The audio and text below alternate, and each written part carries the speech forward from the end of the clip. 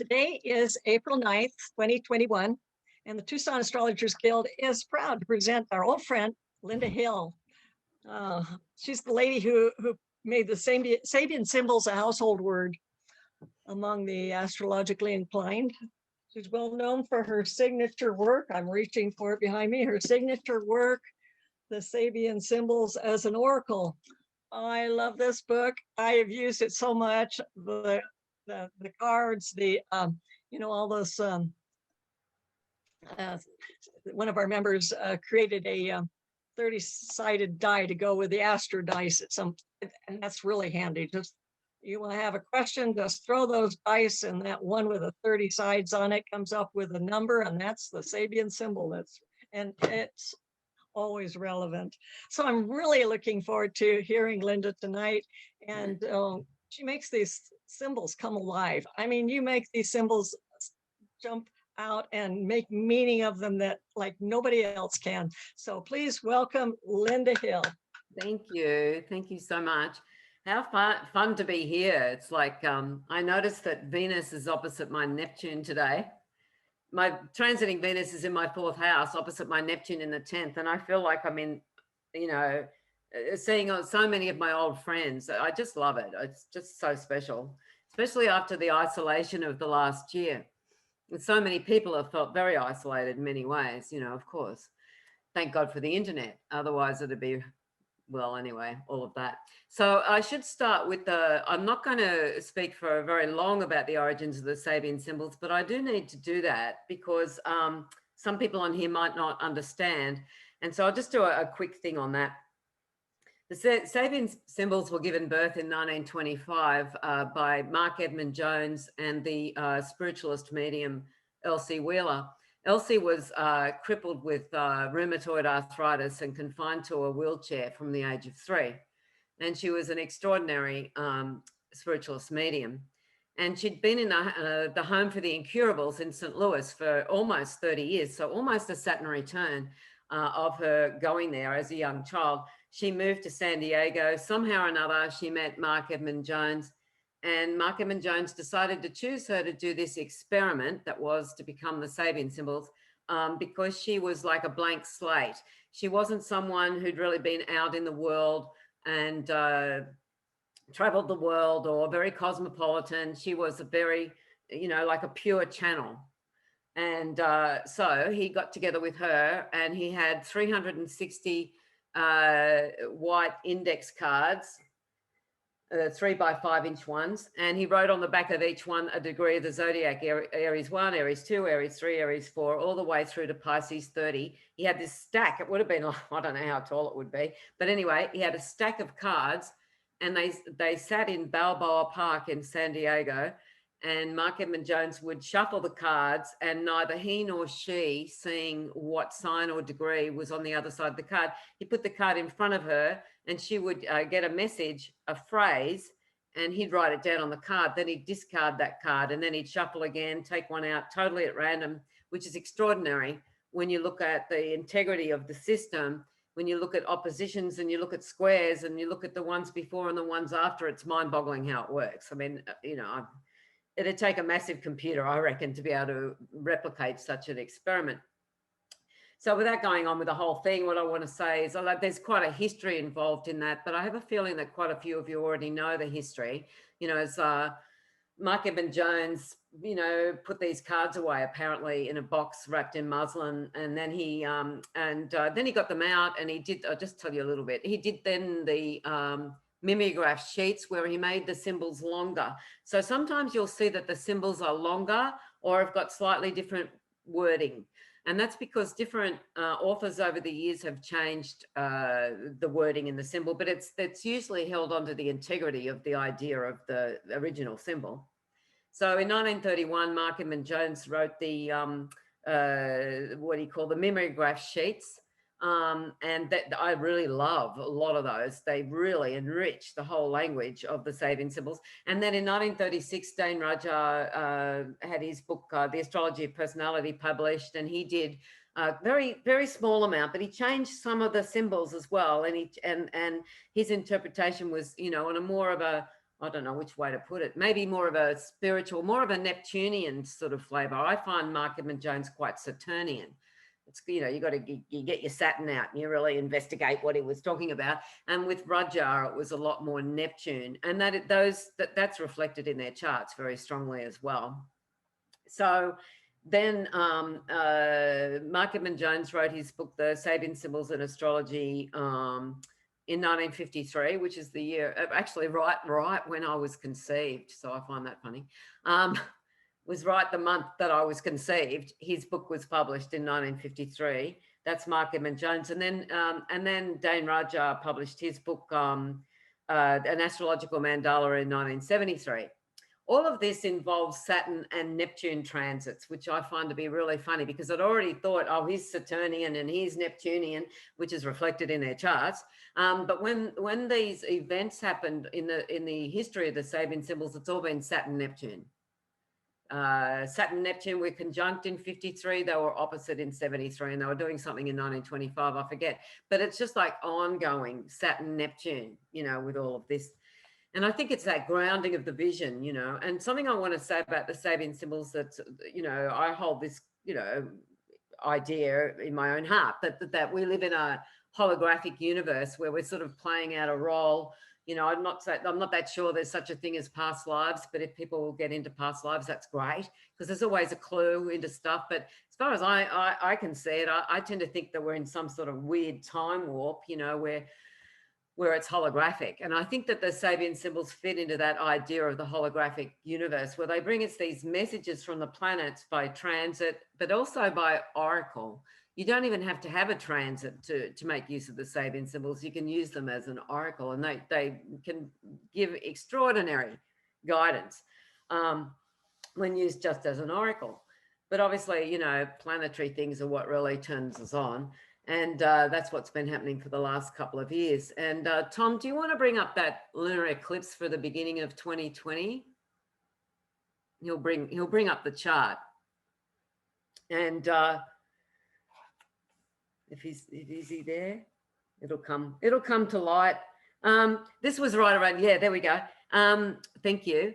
And this is set for Tucson, which is good. That's how it should be. And so, you know, what an amazing thing that this lunar eclipse happened right when the sun was there, you know, and transiting over it in the next few days, and Mercury. I mean, that's quite, you know, that of course doesn't have to happen. And Ceres, you know, like all there with that lunar eclipse really strongly shown up there. So these degrees really are really quite major. Oh, I've got to say the other thing about the Sabian symbols. See, a lot of information can be got off my website or other people's writings or websites online, you know, about the Sabian symbols. There's lots that you can read up on later. But the one thing you really do need to know is that you always add one to the zodiacal degree. To get the correct Sabian symbol, you always add one. I want to just tell a quick story about that. I have had many astrologers say to me, oh, no, I've never added one. Why would you need to add one? Well, that's because the zodiac starts at 0. But the Sabian symbols start at 1. Aries 1 is the first Sabian symbol. So Aries, 0 Aries in the zodiac is Aries 1 in the Sabian symbol. Just add 1. You just add 1 to the degree. It's not difficult, but sometimes it's like, why? You know. And I had this one conversation, I won't mention who it is, but a very famous astrologer who is a major teacher. And she hadn't been adding on the 1, and her actual Sabian symbol was the table set for an evening meal. But she'd been hanging, this is Pisces 20, she'd been hanging on to Pisces 19, which is the master instructing his disciple. And she's an amazing astrology teacher. I mean, she just is. And so I was there to tell her, oh, no, it's not actually the master instructing his disciple. But then I went, but it is. I mean, this person's a major teacher. Anyway, but she's extremely, I don't mean this to be rude, and you won't guess who it is, so don't worry. She was extremely overweight. So here's the table set for an evening meal with this woman who's really overweight and earns really, you know, good money from her. It's not Donna Cunningham. Sorry, I shouldn't say anybody's names, but it's not. But anyway, I love Donna. Anyway, she couldn't accept. And so I had to go away and think about it. It's sort of like, well, no, the degree before actually works. So the degree that, say your sun is on 18 plus of Pisces. Well, the right Sabian symbol is Pisces 19. But I've come up with, and this has been my observation of many things, that the degree before absolutely works 100% in looking at that. It absolutely works. And I saw that it's very much like the moon's south node. It's like the karmic condition of that planet or point or zodiacal degree. You know, there doesn't even have to be anything on there. It's still going to be the karmic condition of that degree. So the degree before acts very much like the south node. You know, stuff you bring into this life, you know, whatever you give to the south node, that'll work for this idea. You know, your talents, it might be something you need to let go of. It might be something you're really proud of. It might be something that you really don't like. It could be a habit that's self-effacing. I don't know. It can be, you know, this talent that you could really bring into this life. That's all very subjective. And then the actual degree that you're on, where you've added one, you know, that seems to be like, it's definitely fate. You're definitely going to be doing this thing or expressing this thing in some way or another. And then the next degree on, so you even go one further, is I find to be, and I'll show through the chart we're looking at in a minute, I see that as being very much like the moon's north node, like the thing that we could really learn or take on or investigate, or I call it the quest degree, because it's like what our internal system, our satellite system really wants to move towards, besides which in progressions and naturally in transits, you know, those degrees really have a lot of effect on us. Yeah, and the quest degree is very, very often something major that happens in your life very soon after you're born, depending on what planet, of course, and how fast your progressions are going. So there's that, and I really like these 3 degrees. And so when I do a chart reading, I always look at the other degrees, because that's it lends a lot of information to the degree. But part of the reason I really like doing it to start with was because I realized that some people really don't like their Sabian symbol, and then you go, oh, we'll read this one, and they go, oh, I like that one much better. It's so funny. So you can have this feeling of like redemption through looking at the other one, you know. So yeah, so I hope that all makes sense. Read the 3. Just to say one other thing is I really find a lot of information on looking at the exact opposite to a degree, and I can do the before and afters on that too as well. Well, so I've got the symbols in my head now, so it's not that complicated, but it does get noisy. But the degree opposite a planet or a point will show what that issue is in opposition. You know, so what I'm saying here is that just take your sun, you know, as a 21 of Scorpio, say. Well, when you've got something on 21 of Taurus, anything, the sun, the moon, the Venus, the Mars, anything going through there, you will have that effect from that opposite Sabian symbol, and the ones before and after, because that's all going to affect you. You know, and people might say, well, that sounds like a lot. Well, it is, because our lives are really full. You know, there's a lot of facets to us, and of course we don't live out everything all the time. You know, we move around. Anyway, so I do that, but I also look at the squares, and the squares are incredibly useful as well. And we'll get to a little bit. I've got an example coming up in the eclipse at the end of 2020 that shows that really well. So let's come to this lunar eclipse at the beginning of January, you know, of 2020, when the world began to hear about coronavirus. It's, you know, it was certainly a very interesting time to be learning about it. So this lunar eclipse, the actual degree is the, I have to go to it. I do know, but I've been chatting too much and not breathing, is on the prima donna singing. And so the prima donna singing can be where everybody has to stop what they're doing and listen to this announcement. It can be many other things, but you know, like that's 21 of Cancer. So see how you look down the bottom of the chart into the 4th house, and you see 20 Cancer. That's the moon of this lunar eclipse. So when you're looking it up in the Sabian symbols, that's Cancer 21. Doesn't matter. So you've got 0, 0 actually. So that's a good example. Yeah, that's right. Every planet has a symbol. Hi, Carol. Hi. Nice to see you. Even only in a text message thing. Anyway, so Cancer 21 is the prima donna singing. I think that the Capricorn degrees show much more about that than this, though. And I don't want to start this off the wrong way with me going off about COVID, but the degree before this lunar eclipse is the Venetian gondoliers in a serenade. It's like, are we being told the truth? Are we being misled? Is the story being hyped or romanticized? You'll find that Cancer 20 quite often talks about that. the Venetian gondoliers and a serenade. Of course, it can be where we go, wow, beautiful guitar playing, really got a gorgeous voice. I love the lyrics that this guy or woman is singing. But it can also be, oh my God, you just get off that, you know, like just put your guitar or your banjo down and stop with the, you know, the loud noise. So it's funny because they're all both a bit about music, and the music died last year in many places.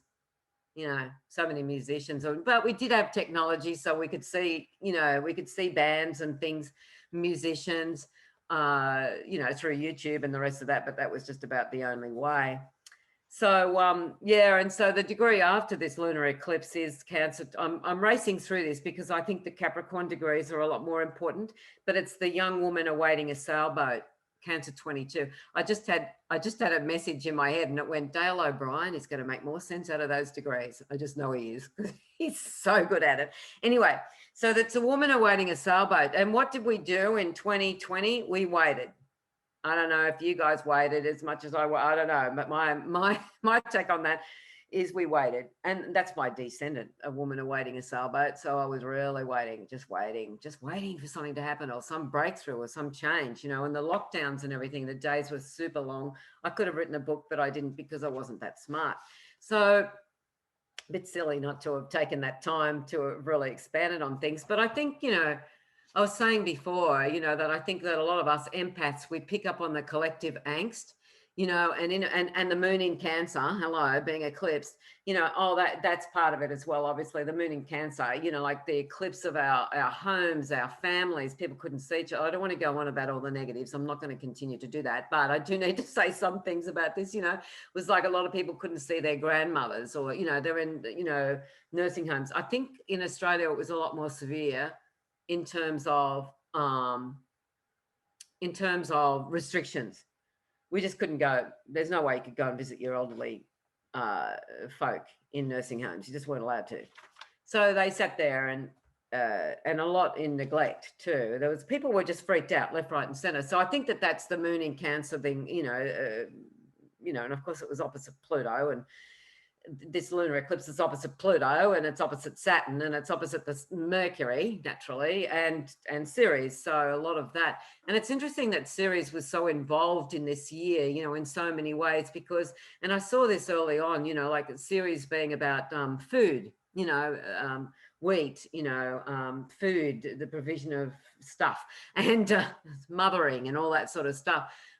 You know, and lots of food shortages started to happen, and issues around food, and issues around, you know, a lot of old people just they can't order online. A lot of them don't get online. So there would have been a lot of people in isolation, not getting their nourishment, not having people visit, a lot of loneliness. So I think the moon in Cancer has a lot to do with that, and Ceres up there as well. It's interesting to note that these degrees now, this eclipse was right on Queen Elizabeth's ascendant. And I was surprised to hear that a few people here had not heard that Prince Philip has died, you know, the Queen's husband. They've been married since the 50s, I think. Yeah, so very long. Apparently, he's the longest Queen's consort. You know, he's the longest marriage in the royal family or something. I read it quickly, but and I'm not that interested in the royals, but it's really enormous, you know, what's happening with Queen Elizabeth, and that is her ascendant. 21 plus of Capricorn is Queen Elizabeth's ascendant.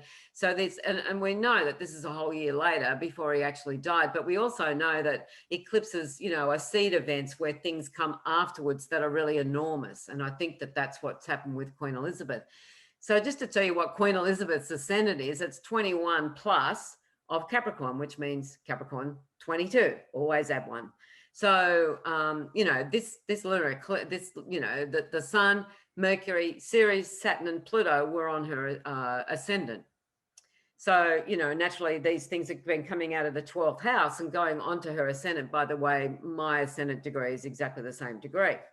So I've been having all these transits, although my life's not quite like the Queen Elizabeth's, but anyway, it's interesting. But so is her life, boy.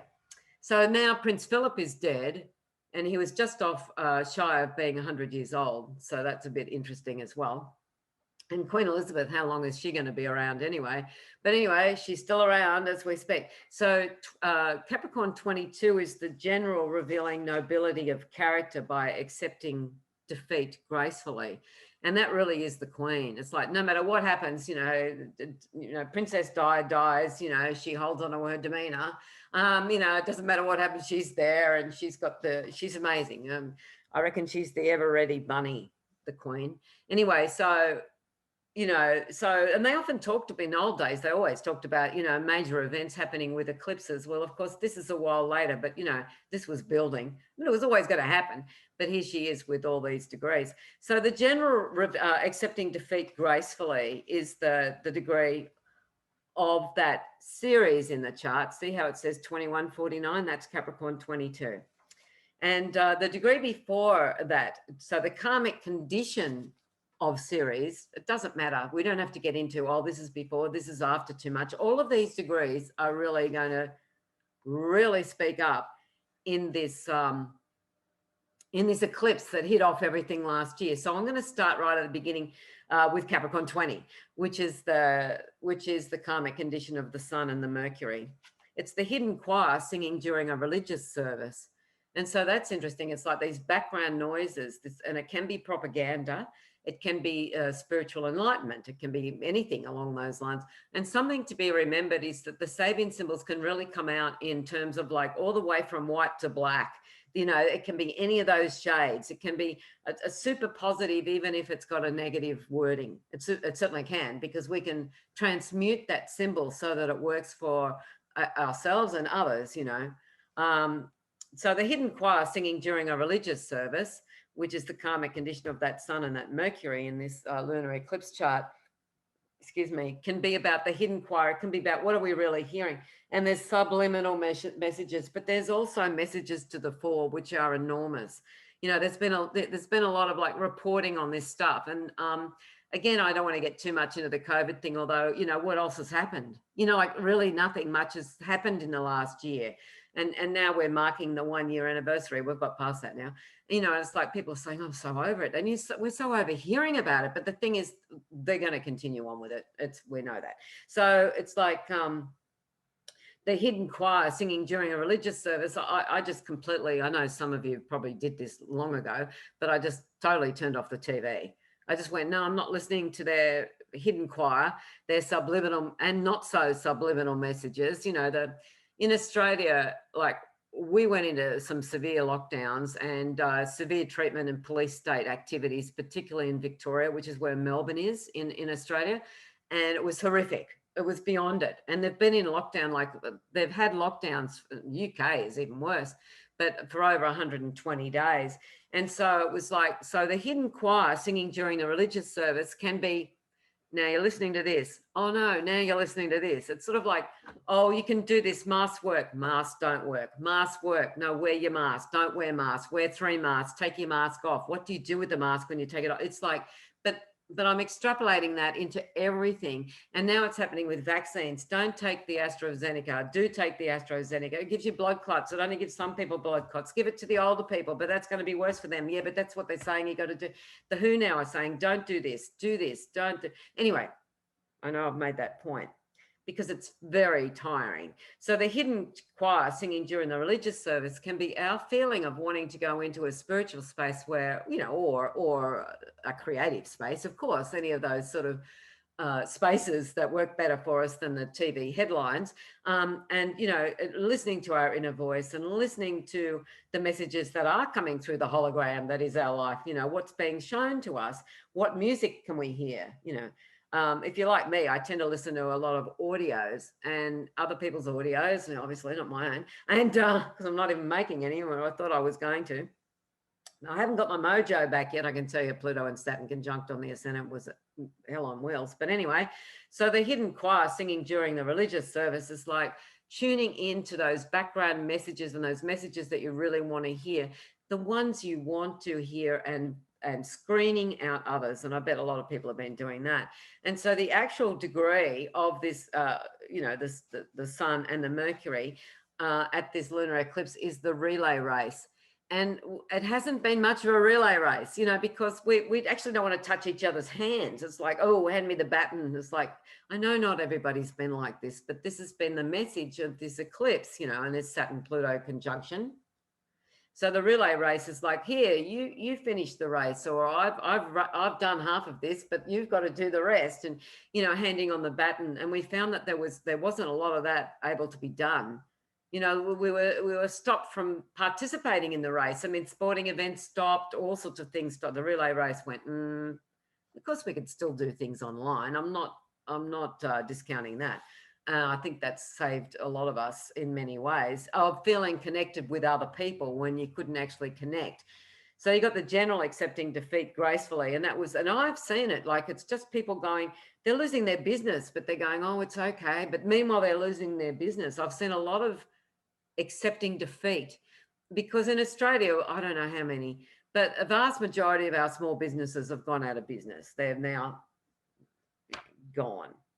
And this happened a lot. I don't know if you've experienced this the same in the States, because I think ours has been quite different. They'd say that there's been one new coronavirus case. They have to shut down the whole city right on Valentine's Day, right on Christmas, right on New Year, right on Australia Day. So stopping of the getting together with the relay race, it's sort of like, no, you can't.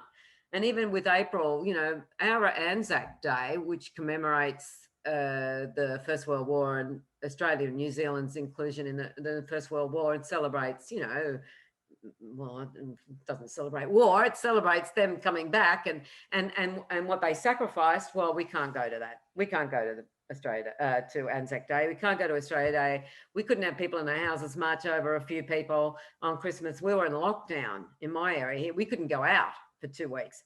So that's all major. So the next, I know it sounds terrible.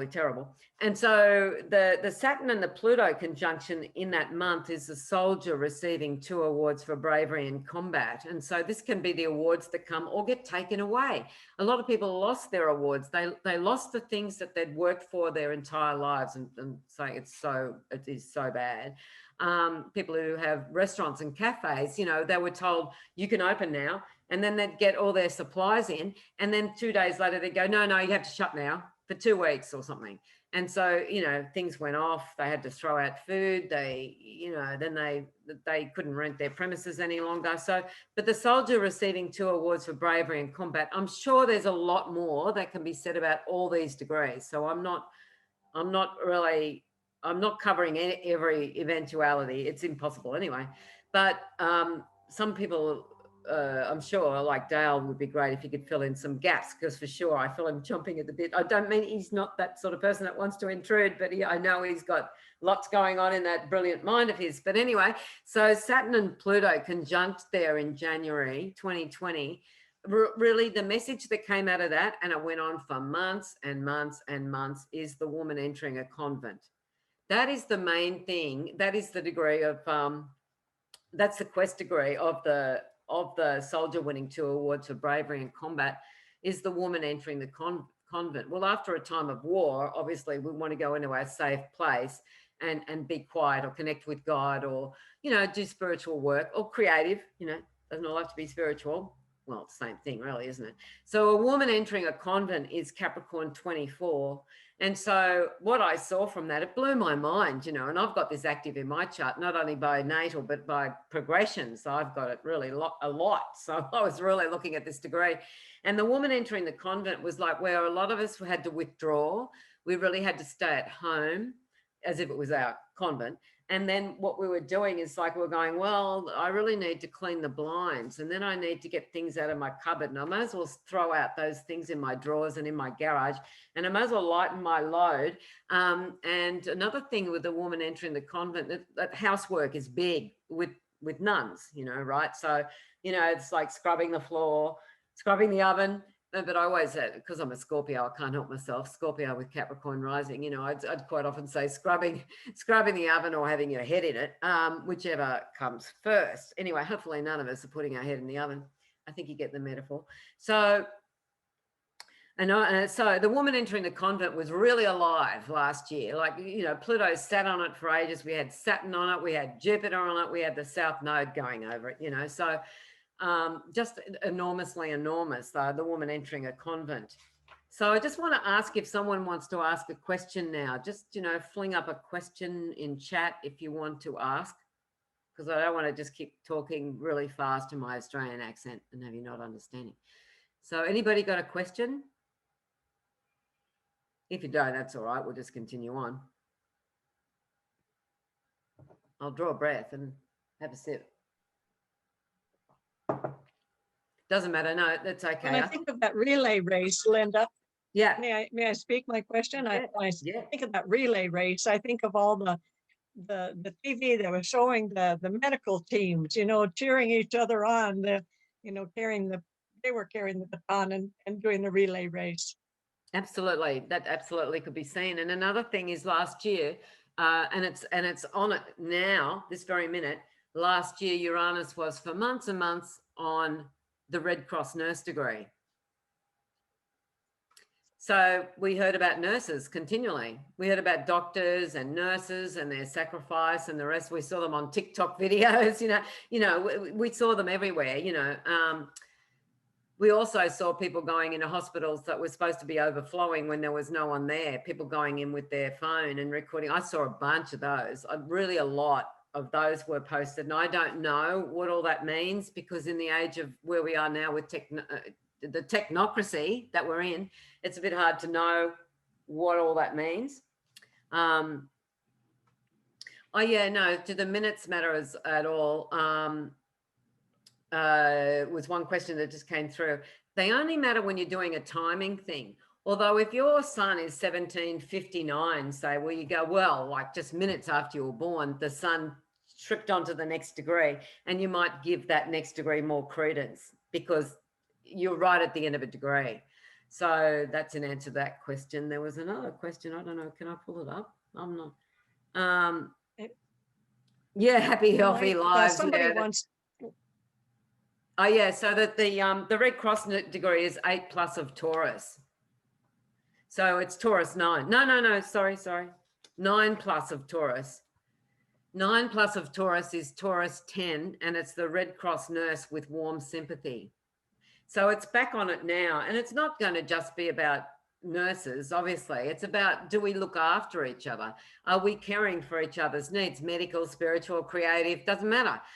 Going to the supermarket, like that can be the Red Cross nurse degree. It's where you're looking after the needs of others with warm sympathy. The fact that Uranus is on it is a very strange thing, because I think that Uranus has made us go, oh, I don't really want to talk to that person, or I'm not really going to engage with that. But there's a certain cutoff, because a lot of the warm sympathy is gone, especially with the fight between who's wearing masks and who's not wearing masks. The Red Cross nurse can be on the side of like, I'm really caring for people regardless of what they do. They might smoke too much, they might drink too much, they might do too many drugs, but I'm really there for them to help them, all the way to, no, you can go away, I can't be bothered with your humanity. Like, you just don't measure up.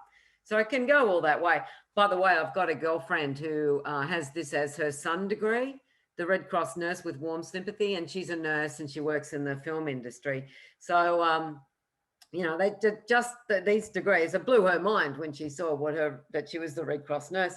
Something else I want to say, but I don't want to say it for too long. But last year when Uranus was on the Red Cross nurse degree, it came out yet again. We already knew this, but it came out bigger, that the Red Cross has been buying blood in Southeast Asian and other third world countries and bringing it to Australia and not testing it and putting it in people's veins. Yeah, bad. A bunch of people got HIV early on, and all sorts of conditions were passed on through tainted blood. And so the Red Cross nurse, you see Uranus on the Red Cross nurse. And also, oh yes, big time, millions and millions and millions of dollars were donated to Australia because of the fires. And quite a lot of that went through the Red Cross. They've not been dispersed. A very small percentage of what came in donations has been, the Red Cross is just like, I would never give to the Red Cross again after what they've done here. A lot of people who lost their houses and weren't insured properly, or the insurance didn't come, or whatever. The government also hasn't handed on. You see, so the Red Cross nurse with warm sympathy, that can talk about the government, because is the government, and we all had this last year, right? This was Uranus for all of us, and it is now again. So where's the warm sympathy for the people who need care, the people that need looking after? So yeah, so that's Taurus 10. So it's 9+ in the Sabian symbols. So interesting. Anyway, let's go on to the December, Tom. Let's go on to the December 2021 chart, 2020 chart.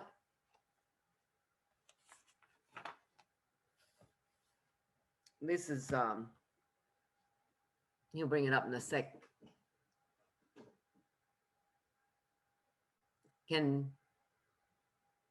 bring it up. Can you tell, Lynda, can you tell people where they might find the Sabian symbols online if they don't have your book? Well, certainly, you can go to my site, which I've got to rebuild, but it's okay. You can still find stuff on there. Thanks, Tom. Sabiansymbols.com. You can find a whole bunch, and my oracle's online there as well, which is fun and a bit addictive. So I believe from years of having it online, it's been up online for over 20 years, my oracle. So go to sabiansymbols.com. But there's other websites as well. You can look around. You'll find all sorts of really good stuff. What blew my mind about this December 14, 2020. Now, what was happening with us here where I live, we were just about to go into lockdown because they found 7 cases of this virus. And none of these people, I know these people who got it, none of them were sick, very sick. Most of them got it over in 3 or 4 days. A couple of them were really good friends and they were completely fine. They didn't give it to other people. It went away, but we were in lockdown through Christmas and New Year. And on the I just look on, honestly can't help myself, on the nightly news, they kept saying, and they said this many times, and they said it for weeks, that the Avalon cluster, people were hardly sick. There was no one in hospital or in ICU, I can tell you right now, that there was a mystery couple that passed it on. The mystery couple. And then they'd have bulletins. Who are these mystery couple? They knew who the mystery couple were. It's a guy I went out with about 5 years ago for a very short period of time. And he got hardly sick. He had the contact traces onto him straight away, and his girlfriend who got it.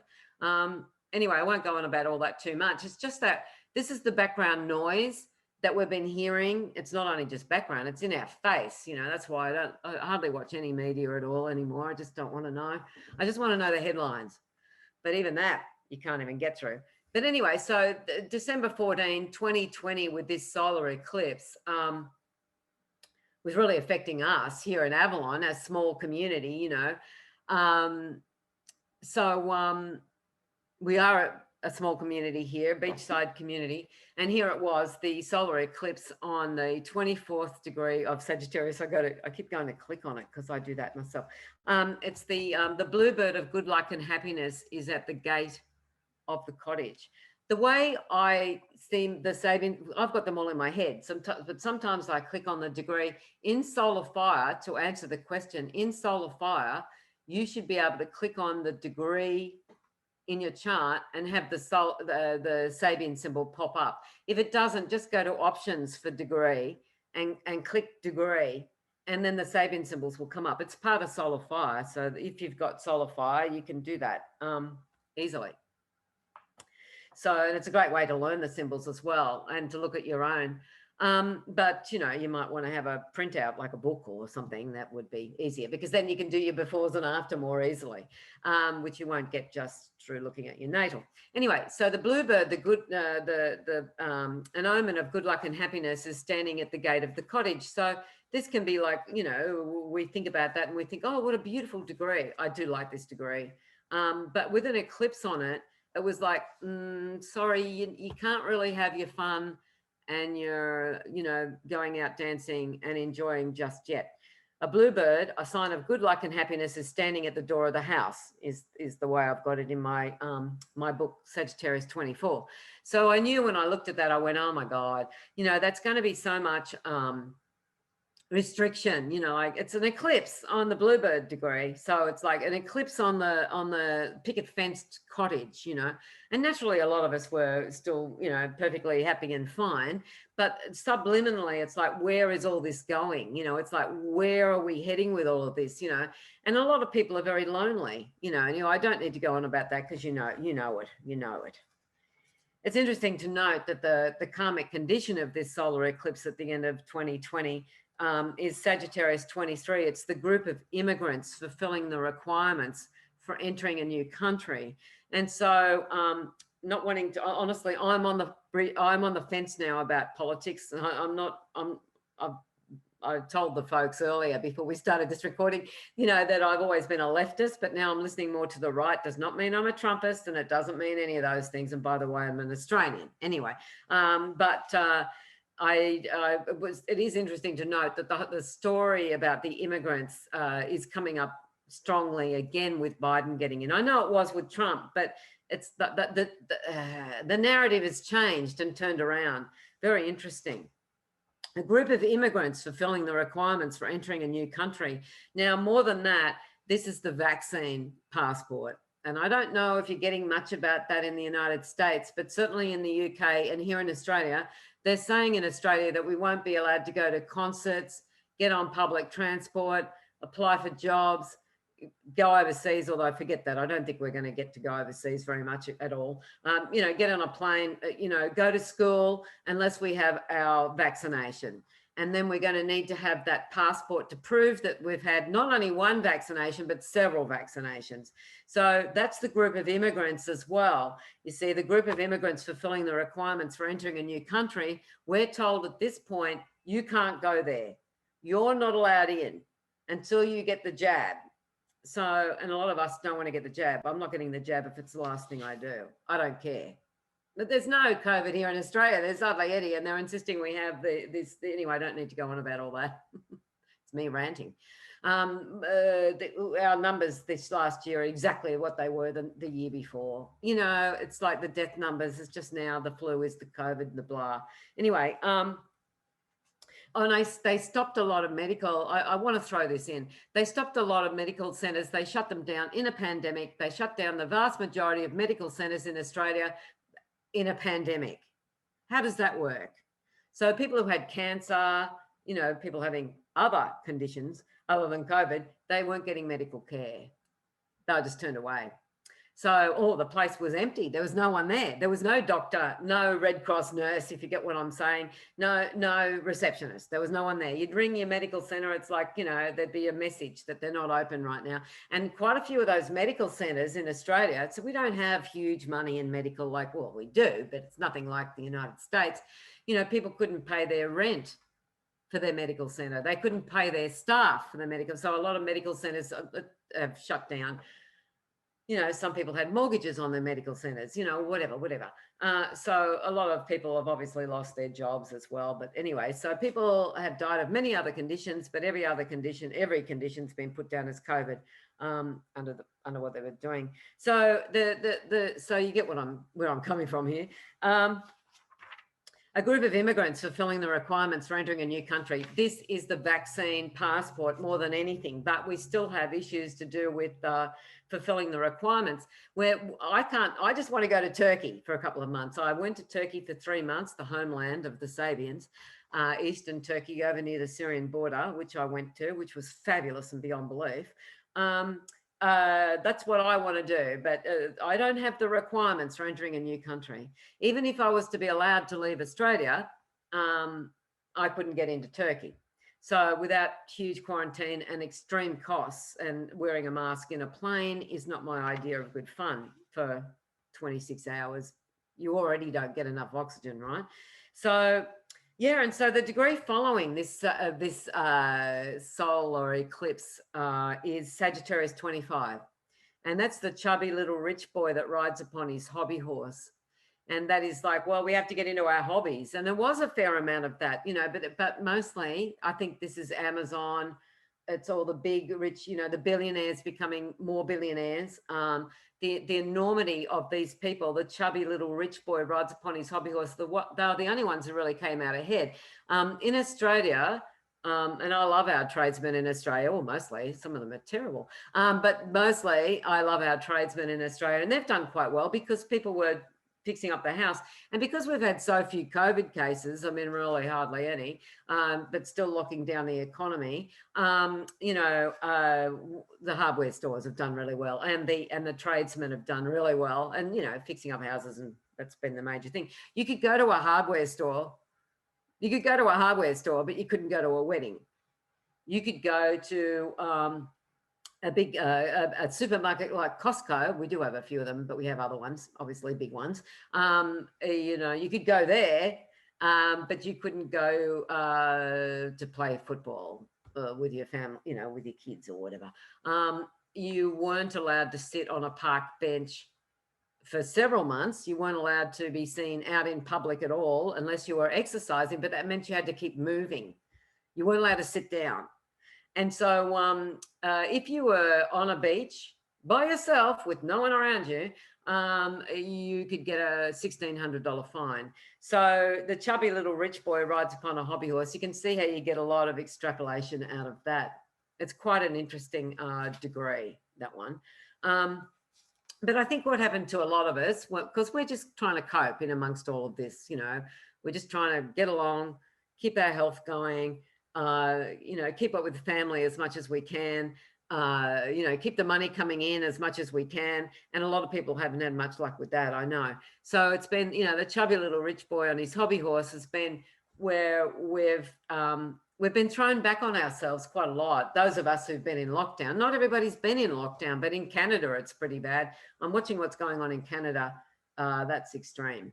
That's extreme.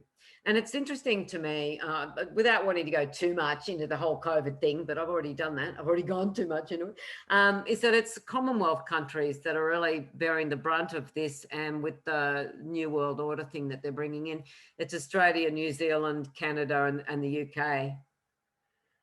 So that strikes me as something there, because the royal family is definitely going, because the royal family, the Queen is still our head of state, because we haven't left home yet, even though we're over 200 years old. We haven't let go of the apron strings.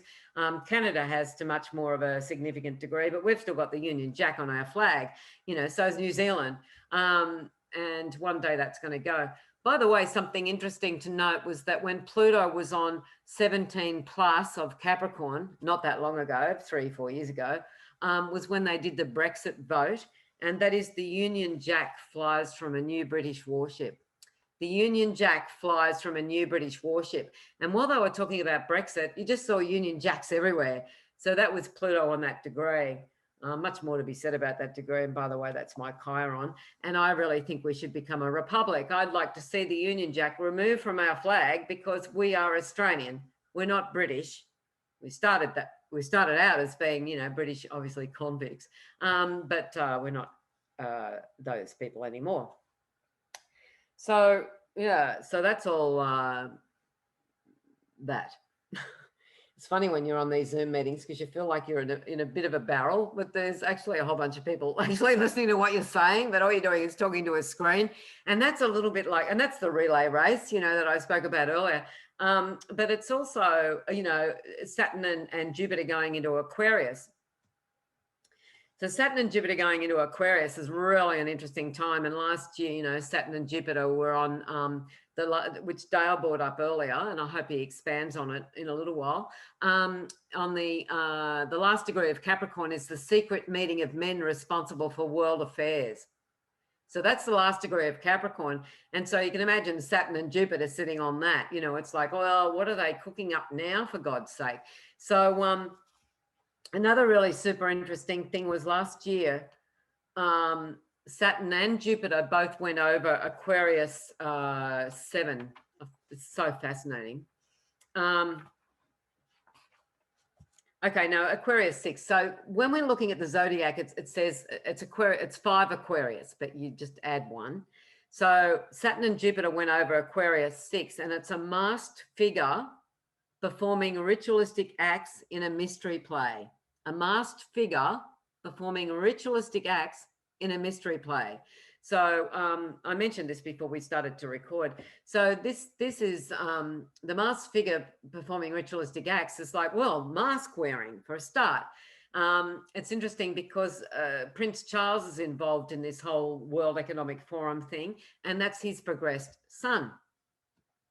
His progressed son is a Scorpio. His progressed son is the masked figure, performs a ritualistic acts in a mystery play. And he's really behind a lot of this World Economic Forum response. He's mostly on the climate change side of things. You know, that's his speciality in that. So for months, Jupiter and Saturn, doesn't matter when, it doesn't matter. It was last year, was on a masked figure performs ritualistic acts in a mystery play.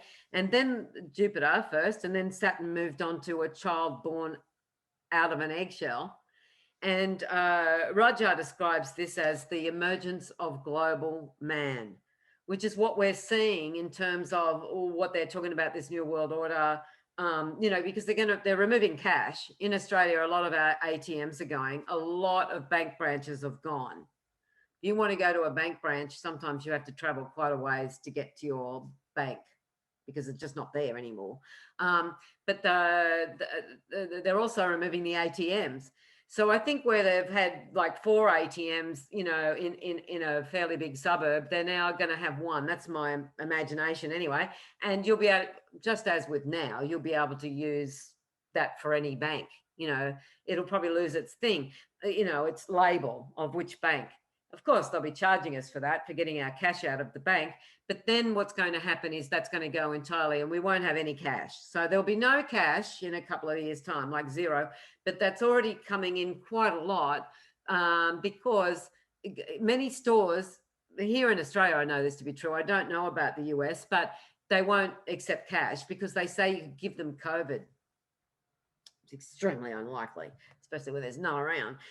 So we've all had to use our cards, which of course, you know, brings in tracking. But what it's done with me, even me who doubts all this stuff, you know, it's like I'm just so used to pulling out my card that I don't even withdraw cash because no one's much accepting it. Of course, you can still do something with $50 or $100. Of course, you can spend it somewhere, but it won't be very long before that currency is completely gone. So we're seeing this major shift, you know, and it's going to be very global. They're saying it's going to be a digital currency and it's going to be global. I don't understand or know what that means. I don't know. Look, I've looked into digital currency and that I do know, but I don't know what they're going to instigate. They will know, whoever they are. So we've had Jupiter and Saturn on Aquarius 6. The masked figure performs ritualistic acts in a mystery play. So the ritualistic acts are the hand washing, the hand sanitizing, you know, not going near, you know, ritualistic acts can be, you know, they can be fabulous. Of course, we all love our rituals. And we had to get really into our rituals if we were stuck at home. You know, it's like I have a coffee at 10, you know, I get up at 7, I have a coffee and then you know, like our rituals, right? But this, you know, the masked figure performing ritualistic acts in a mystery play was definitely, the ritualistic acts were ramped up quite a lot. It's like, you can't come into this shop unless you've got your mask, or you can't come in unless you've sanitized your hands for the 9th time in that mall. And of course, the malls are all shutting down now because no one's going to the store much at all, unless it's a huge store. And then everybody goes to the one store. So the mystery play is what the F is really going on. That's what the mystery play.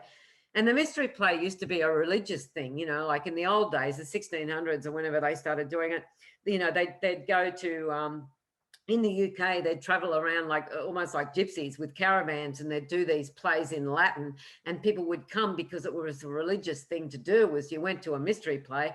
But of course, you'd go to the mystery play and you wouldn't have a clue what they're saying because it's all in Latin and it's all very papal. I imagine. I don't know. Anyway, so then they started doing them in English, and then they started to make them a comedy. So the mystery play angle is quite interesting. It's sort of like, what mystery play are you being fed? What is it? Wear a mask, don't wear a mask. Do wear a mask, don't wear a mask. You know, like wear 3 masks, wear no masks. You know, like, oh, bloody hell. You know, like whatever. The mystery play is like, are we being told the full story? Are we being told what they're really doing? Is there a mystery behind this? Is this really a conspiracy? And of course, when you challenge these things, you're called a conspiracy theorist, where really the whole thing is a conspiracy. The whole thing is a conspiracy. But if we try to show that, then, anyway, that's part of the Pluto Saturn thing in Capricorn, I believe. It's the general revealing nobility of character by accepting defeat gracefully. It's sort of like some people's like, no, I don't want to accept defeat gracefully. Anyway, so just coming now back to the after that rant, coming back to the solar eclipse of December 14, this was the end of 2020, obviously, but early on, like in March, when I started to hear how they were beginning lockdown, they were beginning restrictions, they were beginning this.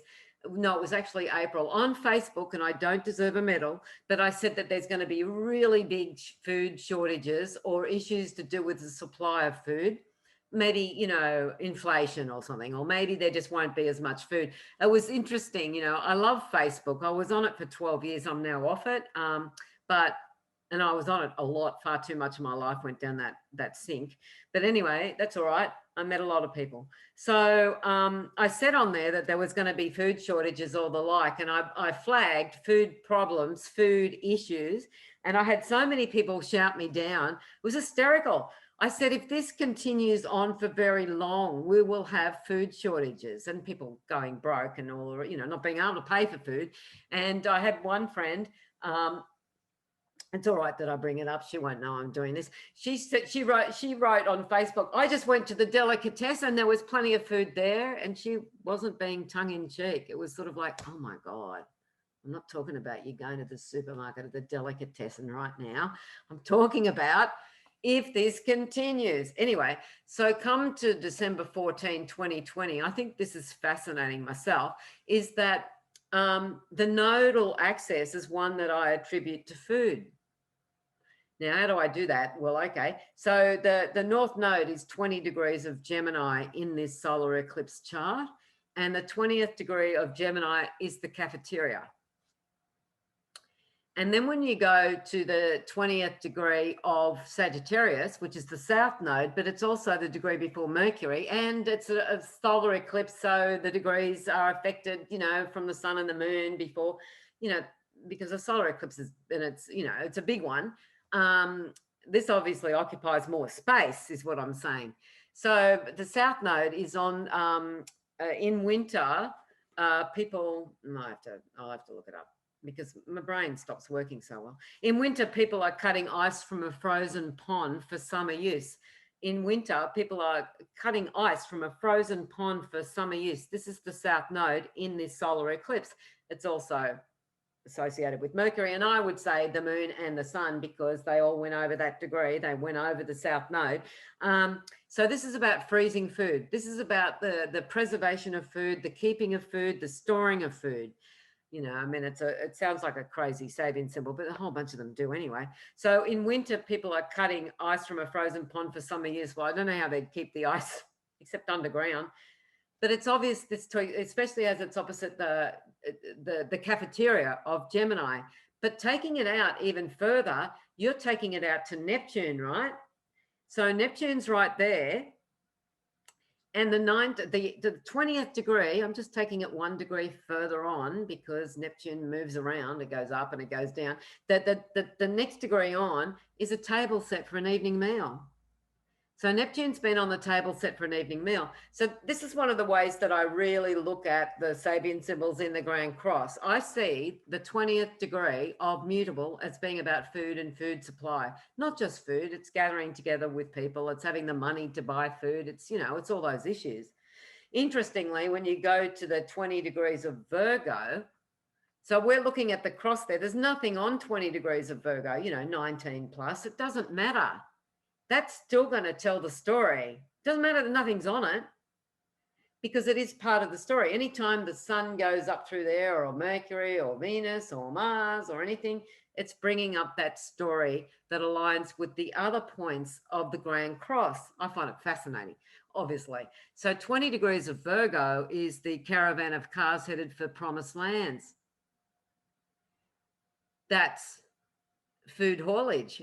Trucks full of food. That's delivering food. It's not the only thing it is. The caravan of cars headed for promised lands, that's me wanting to go back to Istanbul. That's not just the provision of food. But when you're looking at it in terms of the Grand Cross, absolutely, There's a lot to do with food here.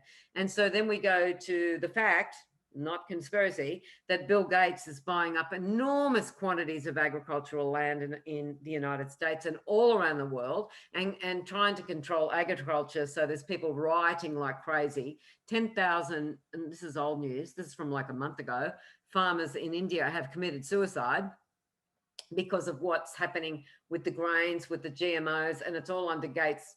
Anyway, I can go on about Bill Gates, but I won't. That's enough. But, so this is a lot about food.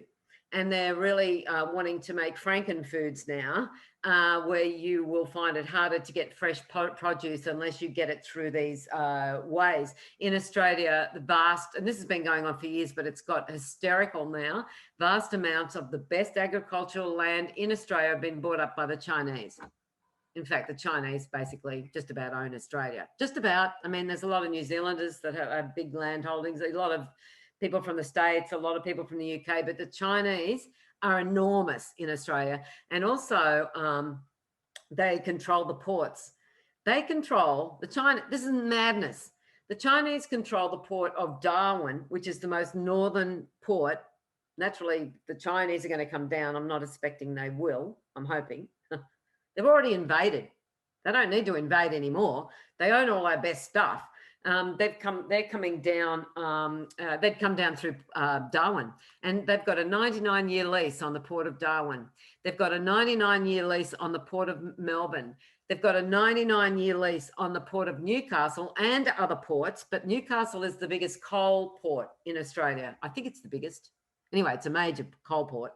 So you can hear that, it's like this has all been really taken over. So when it comes to food's major in the future. And it's also super interesting to note, I think, I found this fascinating in my own warped mind, that because I've got an anagram program and I put in coronavirus, and the first word to come up that's a complete anagram, there's no letters missing or added, is carnivorous. And how I thought about that first off is like, it's almost like the coronavirus has eaten our lives. Like it's just eaten our lives, eaten our well-being, or eaten our jobs, or eaten our ability to go out, or, because there's a lot of people here in Australia that are fighting very big fines. I tell you, oh my God. One young woman, this one got dropped, was a 17-year-old in a car with her mother having a driving lesson. And because they were together in the car, outside of 5 kilometres from their home, the young woman got fined 1,600 Australian dollars. $1,600. She lives with her mother, right? Lives in the same house with her mother. They got in the car and went for a driving lesson. Next minute, $1,600 fine. Well, there was a lot of furore about that. And so that was overturned, as you might imagine. So, so that's got off the thing of food a bit here, but just really super interesting. You can take like 11 plus of fixed signs, and I see that as a Cinderella syndrome. So I haven't done this for all of the Grand Crosses in any way, shape or form. Definitely haven't done that. But some of them really stand out to me, and I want to do a book about it eventually. It's fascinating to see how this degree, and this degree tell the story. And how Elsie Wheeler put that together is beyond me. I don't know. It's just superhuman feat. And it's interesting that Elsie Wheeler was in the home for the incurable for so many years. She lived amongst people who were dying. She was always amongst people that were passing away, because it was the home for the incurable in St. Louis, Missouri. And she was there for almost 30 years. So I'm sure that really developed this sense of picking up, from the other side, the spiritualist medium side of it, what was said to be coming through Elsie Wheeler on that day. They did it all in one day, by the way. And Dane Rajak calculated it in his book, I think, The Astrological Mandala, published in 1973. He said that if they did an 8-hour day, which they might have, who knows how long their day was, they did this experiment in one day. That meant that Elsie Wheeler, that Mark Evan Jones shuffled the cards, took one out, put it in front of Elsie Wheeler, neither seeing the sign or degree on the other side. She would say a phrase. He'd write it down on the card and discard that for 8 hours. That means every minute and a half. For 8 hours. Every minute and a half.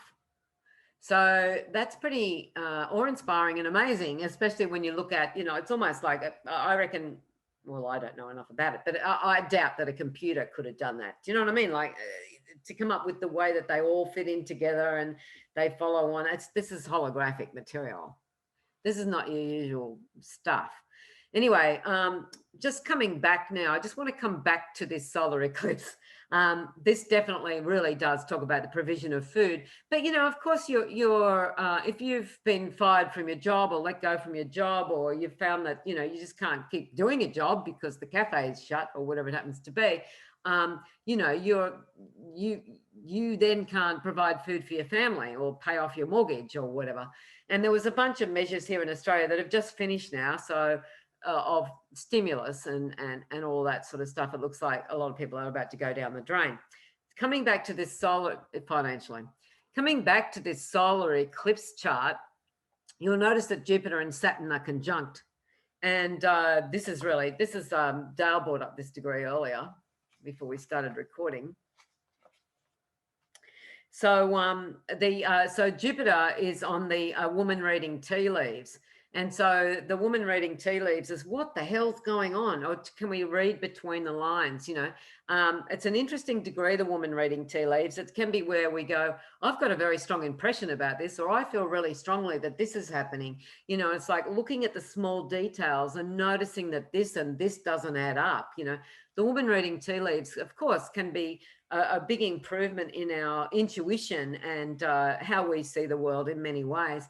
It can be that some people have forecast what's going on, but there's one guy, I can't remember his name. He's from the UK, and he's the one that said that, before long, 50 million, I'm exaggerating, 50 million people were going to die of COVID.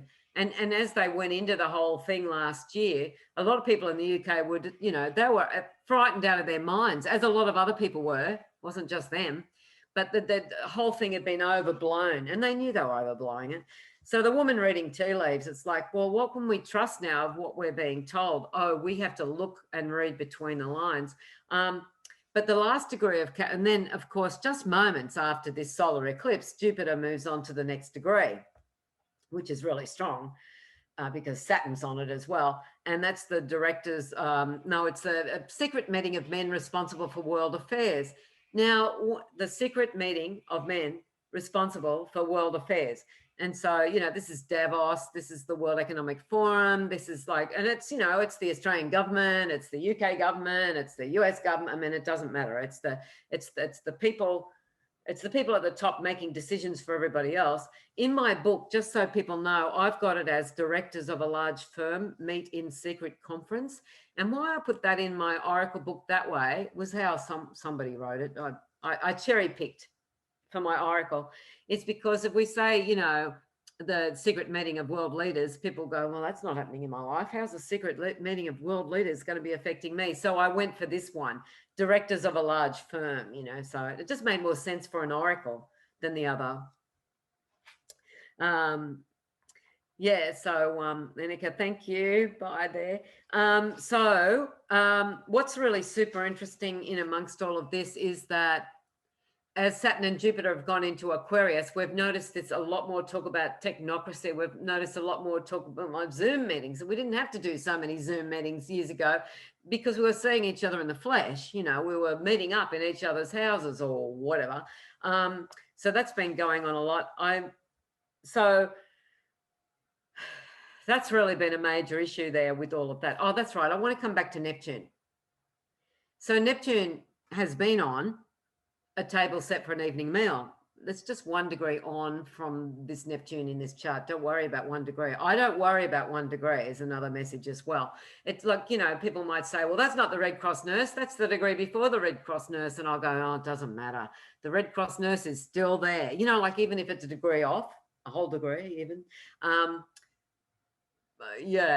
not worried about, I don't worry so much about the boundaries between degrees because they're all fluid, something goes across this, then it goes across that, then it goes across that. They're all part of the same story.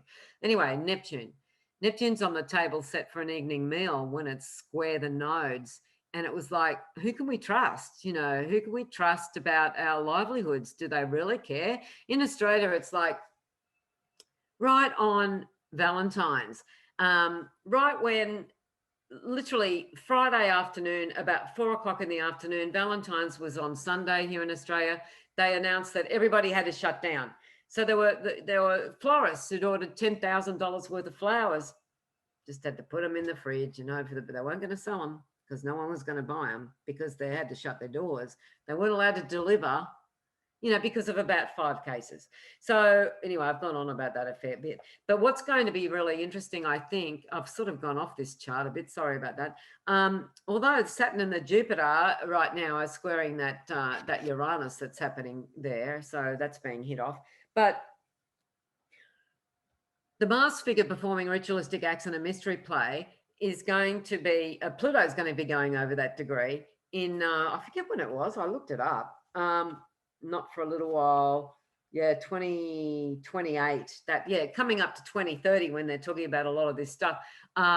In years to come, Pluto is going to be going over the Mars figure performing ritualistic acts in a mystery play, and then it's going to go over the child born out of an eggshell, which is the emergence of global man, which is the whole, this World Economic Forum agenda. But the child born out of an eggshell can also be, this can be a wonderful degree of transmutation. It can be the indigo children, it can be those that are really fabulously advanced minds, which we see in each generation. They're just, each time we see a child, it's like, oh my God, like they're just coming from somewhere else sort of thing, So the child born out of an eggshell can be like that, but it can be like this feeling of, no, we have to stay in our eggshell. Oh no, no, I need that. Oh no, don't let that person breathe on me. Sort of like, oh, we've forgotten our humanity. I think, not all of us, I don't mean us, but I mean just in general. But I was at a supermarket a couple of months ago, and I was I was doing the self-checkout thing, and this guy sneezed or coughed. I think he coughed. I don't remember. Really good-looking, strapping young man. I don't know. He might have been 35. He coughed or sneezed behind me, and he'd covered his mouth, but he went, oh, God, sorry. And I just turned around and went, oh, we're not allowed to be humans around here. Just don't be a human. Just stop being a human. And he and I just laughed, and other people sort of looked at us. It's sort of like, where's your mask? It's like, wow. So Pluto is going to go over these degrees in Aquarius and this emergence of this technocracy age, which brings me to something I want to say about the Aquarian age. It's really fascinating. I looked this up years ago. I've spoken about it a few times, not a lot. As we go out of the people have, because Jupiter and Saturn went into Aquarius, it seemed that people took license to say that we're going into the Aquarius age. Well, we don't know. The Aquarian age cusp is about 240 years long. We don't know whether it started or it's finishing, or it started last Tuesday, or, when Hair was released in New York on Broadway. We don't know when the Aquarian age starts because no one has an agreement about it. But we know that the cuspal period is 240 years long. And so it's not something that just happens in a flash and suddenly we're in the Aquarius age. We know that. But we did have Saturn and Jupiter in Aquarius after all that time, in Capricorn with Pluto and the whole blah, quite a shift came about just in this last year. Well, we know that. And so we're going into this technocracy thing now, which is going to be so much more enormous. So looking at the age of Aquarius and the age of Pisces finishing, I found it extremely interesting because we go backwards right through the ages. So we go out of Pisces and into Aquarius when we change the age and go into the age of Aquarius. Obviously, we're coming off the first degree of Pisces and going on to the last degree of Aquarius. That's how it works, some time or another we're doing that. Well, I think we can feel it right now. I think it's really enhanced, and I think we can really feel it quite strongly. Naturally, these degrees last forever. The age is 2,400 years long. There's only 30 degrees. So these degrees are going to be around for a long time, highlighted by the precession of the equinox. But anyway, so the first degree of Pisces, this is where I'm heading for. The first degree of Pisces is the large public market, which I find fascinating. So the large public market is banks, insurance companies, MasterCard, credit card. It's what you've got in the bank. It's going to the supermarket. It's having your food supply finding the large public market is when we go to the marketplace and go, I'll have those potatoes and those peas and those beans, and I'll have that side of beef or whatever it happens to be. And then you have your needs fulfilled, right? So the large public marketplace is like, it feels to me, and I realize this is just a blip on the landscape. I'm fully aware of that, but it feels to me like it's Jeff Bezos. It's, it's Amazon. It's YouTube making, it's Google. It's all these big tech companies. They're part of the large public marketplace, and they can lock you out of the marketplace. And something else that I said earlier before we started recording is that the Saturn Pluto thing in Capricorn really feels like censorship, like big time, feels like censorship to me. It's like speak to the hand, it's like, no, stop, you can't do that. And was curious, before I went off Facebook, which I only went off about a month ago, I posted something. It was Bill Maher's show. Sometimes he drives me nuts. Sometimes he hits the nail on the head. Bill Maher, his nighttime show. And it was him interviewing two, I think they were virologists, or I don't know. Anyway, they qualified to speak on this. And they said that the virus came out of a Chinese lab, which I've held all along. I've always said it came out of a Chinese lab. I'm convinced of that. I might not be right, but then that's what we do when we're convinced of something, So I posted the Bill Maher, the clip of these two virologists or whatever they are, fully qualified to comment, that were on his show. And I got a warning from Facebook saying not helpful health information. Thanks for that, Gail. Not helpful information, and it was barred. I mean, you could go in and click through and see the thing I'd done there, but they were telling me that I shouldn't have shared something from Bill Maher's, because it's okay if I share something from Bill Maher's site show, saying we all have to stay inside and wear our masks. That would be fine, but not that this virus has come out of a Chinese lab. Something that's also interesting when we talk about the immigrants requiring fulfilling the requirements for entering a new country, which is the karmic condition of this natal chart, this solar eclipse we're looking at here, is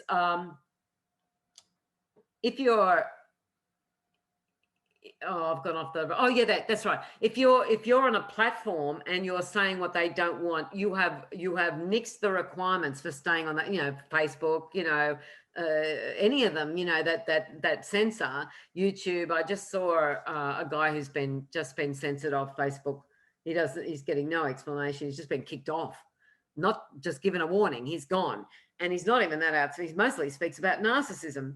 Interesting. So so the censorship has been really enormous, and I think that's the Jupiter-Saturn conjunction on the secret meeting of men responsible for world affairs, which is the last degree of that Capricorn sign. So as we go out of the Piscean age, we go off the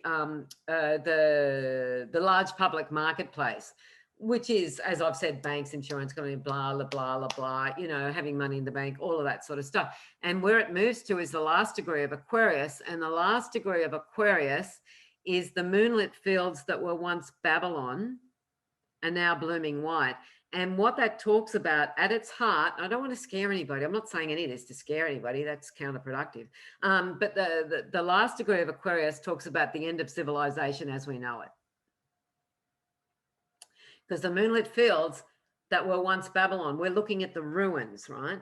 The moon comes out and there's the ruins. And by the way, I've actually stood in the walls of Babylon. I went there in 1976. Actually, I went to Iraq, and I have actually stood in the walls of Babylon before they started doing weird things to it. I don't know where it is now. I don't know what they've done with it now. I know the US Army was inside the walls of Babylon, which disgusted me enormously. But, an ancient site being trampled by soldiers who didn't care. So I'm sure they can't all have cared. So that's a thing. So the moonlit fields that were once Babylon are now blooming white. This feels like a huge shift in our civilization. And of course, it's not going to happen overnight. But the last year happened overnight. Do you know what I mean? Like, the whole thing with this emergence of this virus and this emergence of this new world, and they keep saying we won't go back to how we were. They've not kept that a secret. They've said that for the last year. life will never return to normal. And we're going, oh, okay. What does that mean? Yeah, fine. Yeah. I didn't want to travel anyway. I didn't want to have a life or a job or be able to provide for my family. I'm just lucky, you know, I'm not wealthy by any means, but I'm one of the people that will probably be able to survive this, you know, because I'm not running a cafe or a restaurant that's got a huge, or whatever. So many other businesses have gone broke. The online ones that have done it, you know, cleverly are making a hell of a lot of money, not just Amazon, but, you know, private businesses that really know how to advertise on Facebook or advertise here and getting lots of, I know, because that's sometimes where I go to shop. I don't get in the car and go to the mall anymore. It's not because I'm afraid of COVID, because I never have been and I never will be. But it's just, I just don't want to go there. I just buy it online. So it's like really changed our, you know, habits over the last year. Anyway, I do wonder if everybody kept up with me about the idea of the food, because in this solar eclipse, these nodes and Neptune are definitely linking in with the idea of supply and food. And then that last degree of Pisces being the first degree of Pisces, the large public marketplace. So, yeah, I just wanted to ask if anybody wants to throw in anything there. Mars in that chart also, by the way, is on the degree of the new moon coming up in a few days' time. What's going to be going over it anyway. And Lynda? Yeah, we can go to the last chart. Yeah, pull that up. And then I'd love to invite Dale in to say a few things. Let's leave it on Dale for a minute. I want Dale to have you got any thoughts? I'm sure you do. Sure. You know me, I got a lot of thoughts. So, of course you have. But one thing I wanted to go back in, because you're from Australia, you may not be as familiar with the Disney program, the Disney movie that came out, Song of the South. Zippity-doo-dah, zippity-day. Oh, okay. It's the bluebird on my shoulder. The song, the thing about the Song of the South, this was about the reconciliation of black and white races after the Civil War. And what has happened here in the States is race baiting. The niece of Martin Luther King has come out and said that what they're doing in Georgia is going against everything that Martin Luther King was about. In other words, it was about registering to vote, and it's like no problem asking people to show their ID. And she basically said that Biden is race baiting. So this is Martin Luther King's niece. Wow. And so the whole idea of that, whenever I think of the bluebird, I think of that song, because it is so upbeat, and you know, the bluebird at the cottage and all that. But then when that gets eclipsed, it also eclipsed the whole idea of the harmony between the black and white races. Now, I'm not saying it was a perfect movie or that all that, but it really did sort of eclipse that whole issue of black and white coming together. Which, of course, there's the other degree that we know about in Virgo. But but I don't know whether you ever saw it, because it came out in probably about when you were born, and there's a whole lot of things about the movie is banned now. You can't see it. It's forbidden. It's sort of that whole thing that you were talking about the censorship. So I wanted to throw that into the mix, but I got all kinds of stuff. So yeah, I bet. And I just want to throw in something that comes to my mind. It's that the South Node went over the Mockingbird. What is it? Do you know it, Dale? I do know it. But the Mockingbird sings from the first Mockingbird of spring sings from the treetop, right? The Gemini degree. And when the South Node, the North Node, where are we? Yes, the node's here. That when the North Node went over the Mockingbird degree, you saw it's the first Mockingbird of spring sings from the treetop, Gemini 29. There was a whole lot of talk about how we've seen this before and we've seen it since, but how the media says the same thing, like they're saying exactly the same thing at the exact same time with the exact same tone, like trained to say the exact same thing. But more interesting, I think, is that there was some anniversary of To Kill a Mockingbird right then.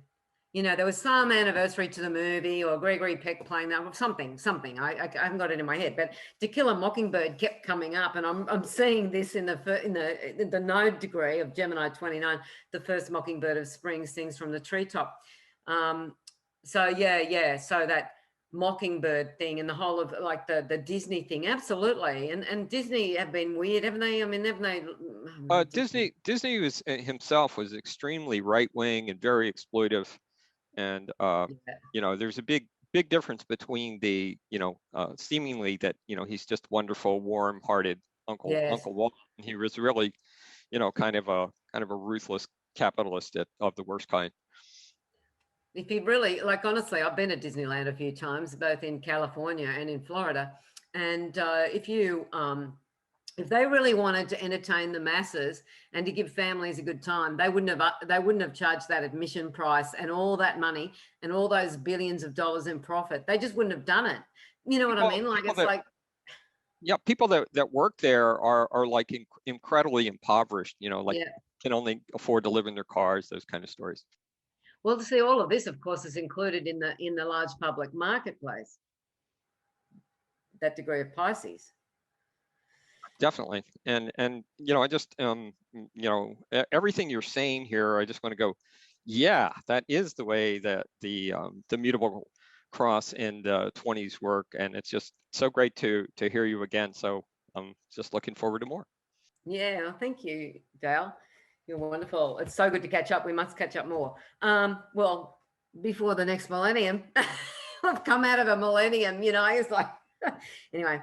But yeah. So what next? I don't know where to go next. So I am concerned about Pluto going through Aquarius, and I think we're sort of all becoming a bit Borg-like, you know, amongst it. Nodes processing. With the nodes, it's so interesting with the nodes. I realized this thing with the moon's nodes. I remember where I was driving, you know, locally here in Avalon. I was driving along and I went, oh my God, the moon's nodes teach us the zodiac backwards. You know, I mean, of course, Mercury does that for a bit, but it doesn't really, because it's prograde most of the time. It's not retrograde, whereas the nodes are mostly retrograde. And with that realization, it was like, oh, wow. You know, because there's always this feeling of going forwards, that it's not quite a lot of the stuff is actually, you know, a backwards movement. And we take the nodes really super seriously.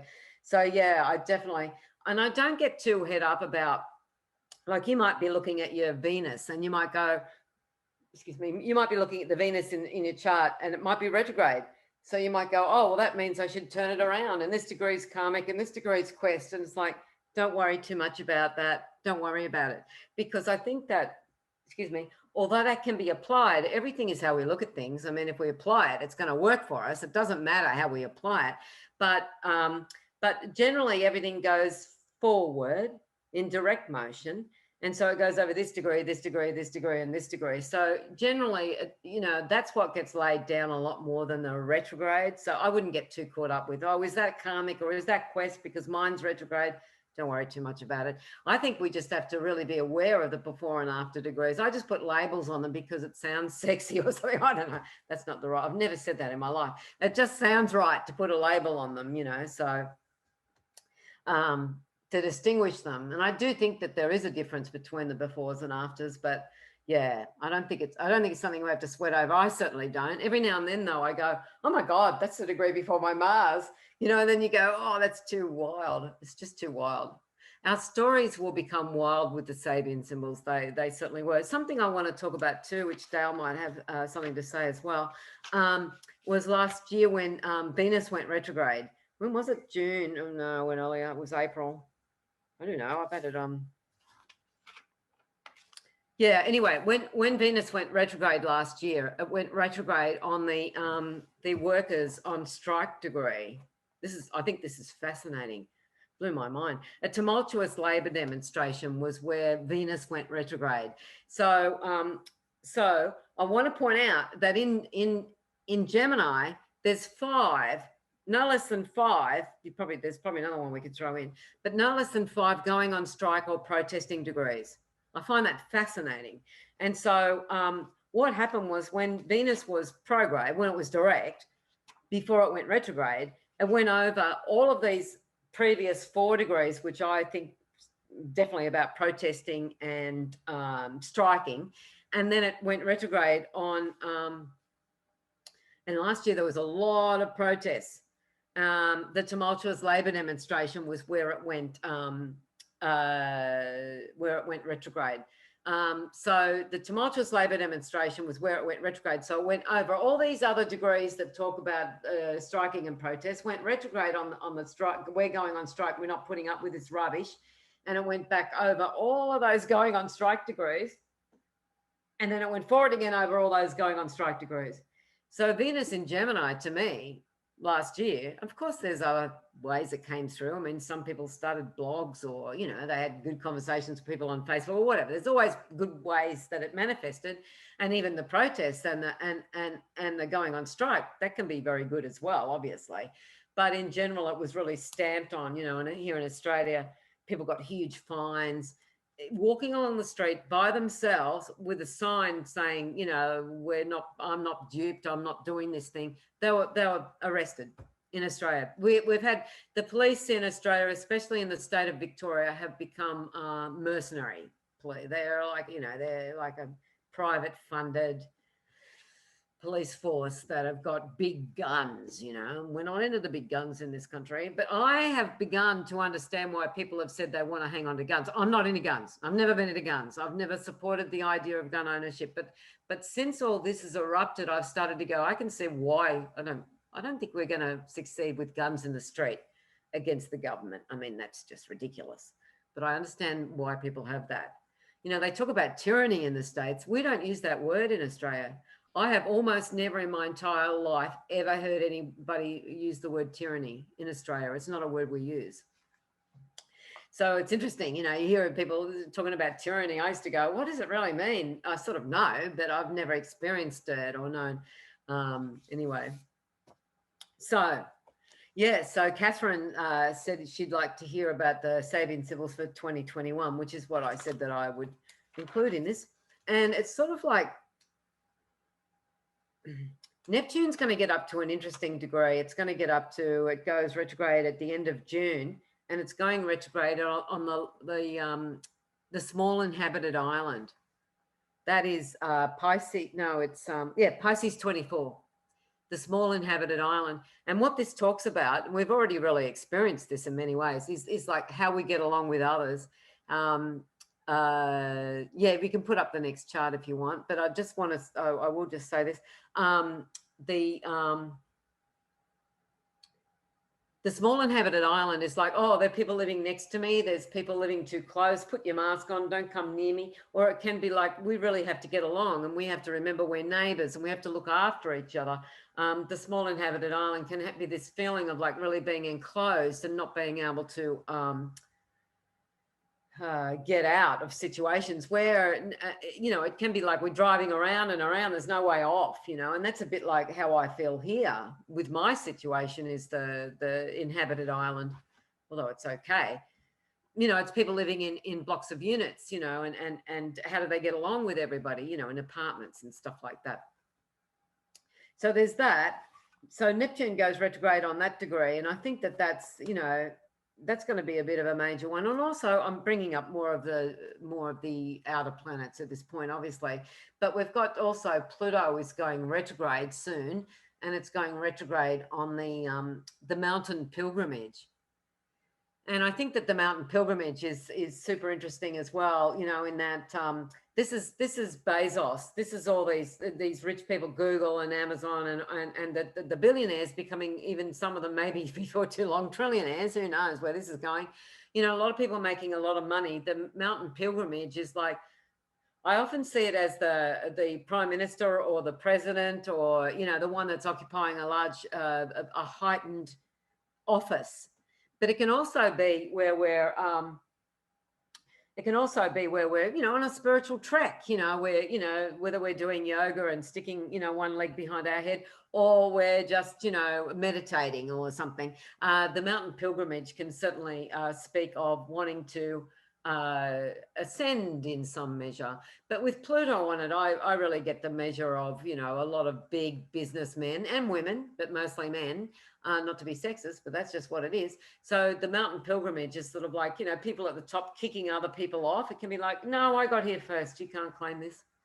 Just as a bit of an aside to illustrate the symbol just a bit more, that's my North Node. Well, my North Node is the previous degree, the nature spirit dancing in the midst of the waterfall. I find it fascinating that Capricorn 26 is the nature spirit dancing in the midst of the waterfall.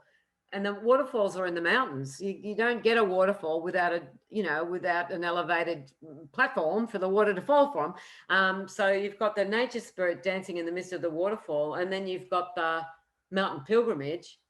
And Elsie Wheeler did these completely at random. It's just amazing. But just to throw in my own personal story, I hadn't even realized this or taken it into account 20 years ago when I bought a house in the mountains. I didn't even think about my North Node being on the mountain pilgrimage and the nature spirit dancing in the midst of the waterfall.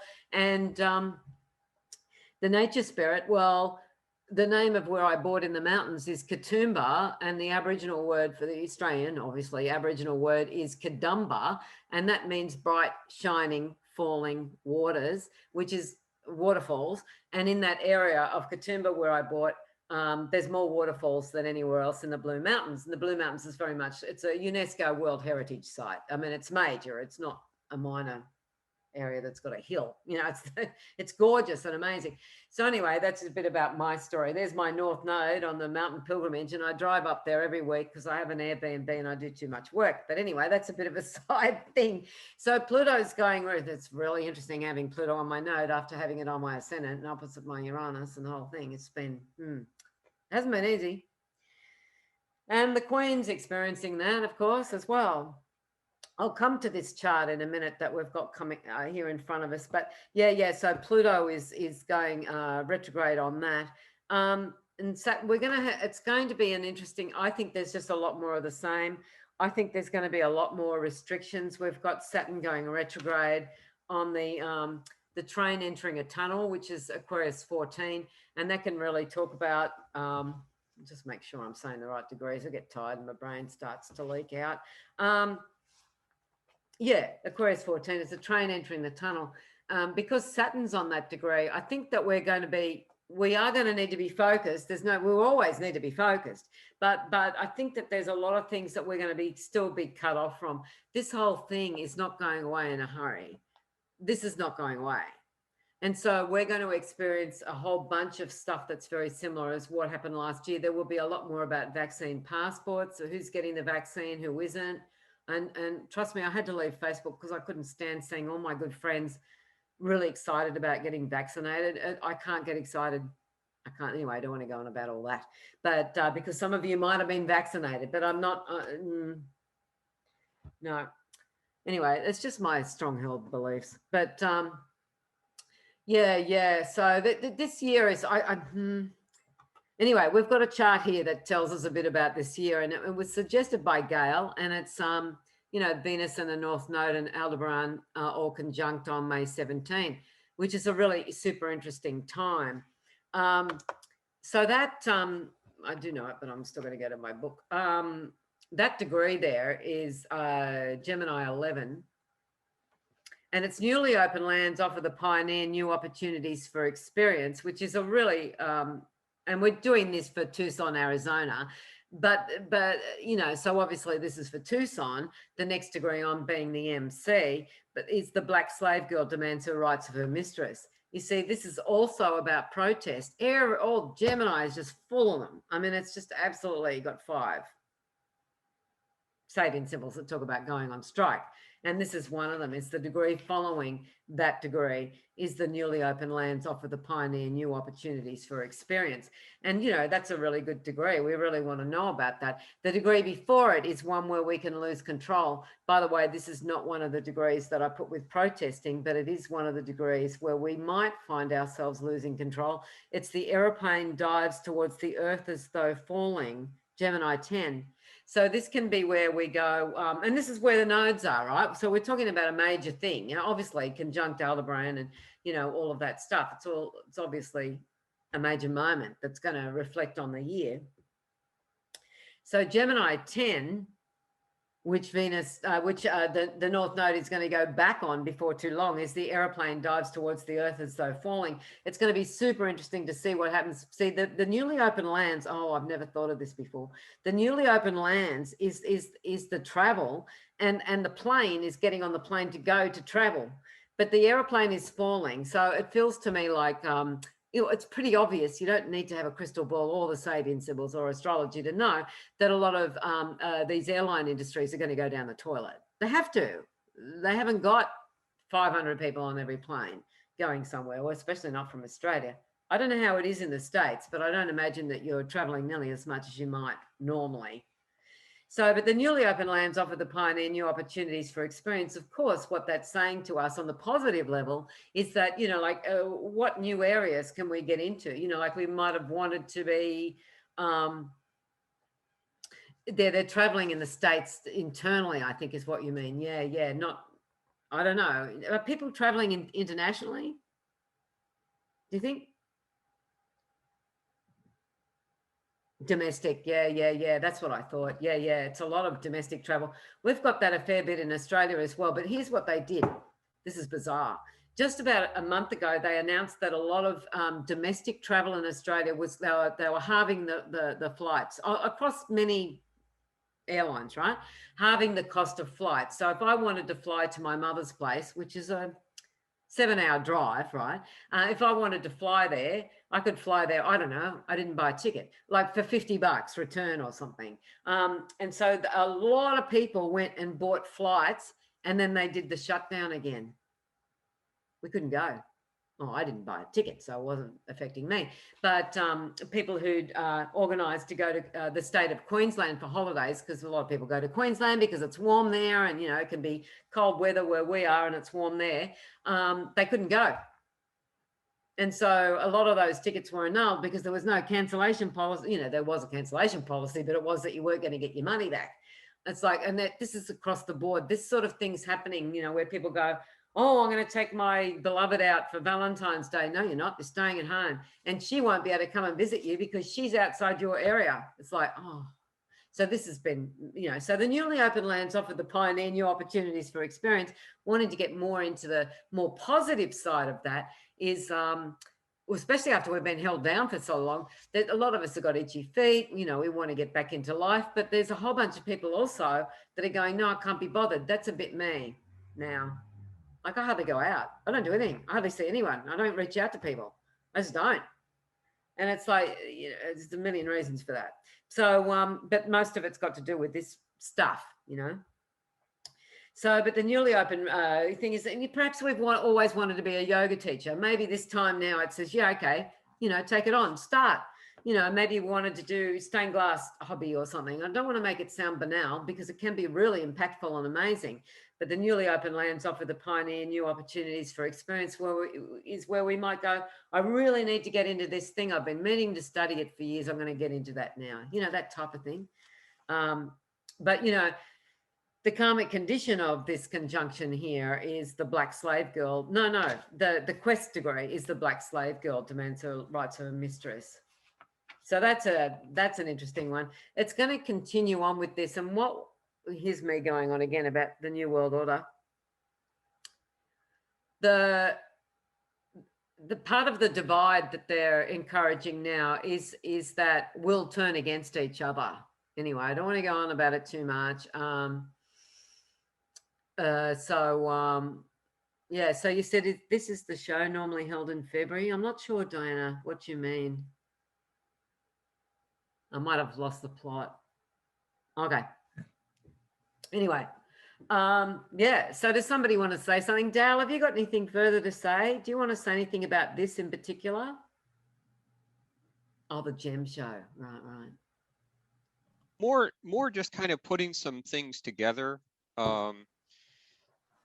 Train entering the tunnel, there's that expression, there's light at the end of the tunnel. Right. And it's like, but it's retrograde. So, actually the train entering the tunnel is not going forward. And then we've got the lunar eclipse is on the cricket degree on May 26th, shortly after the timing of this chart. Yeah. And there is, of course, amazing. How did um, how did she know that anything about cricket being who she Yes, was, Elsie Wheeler?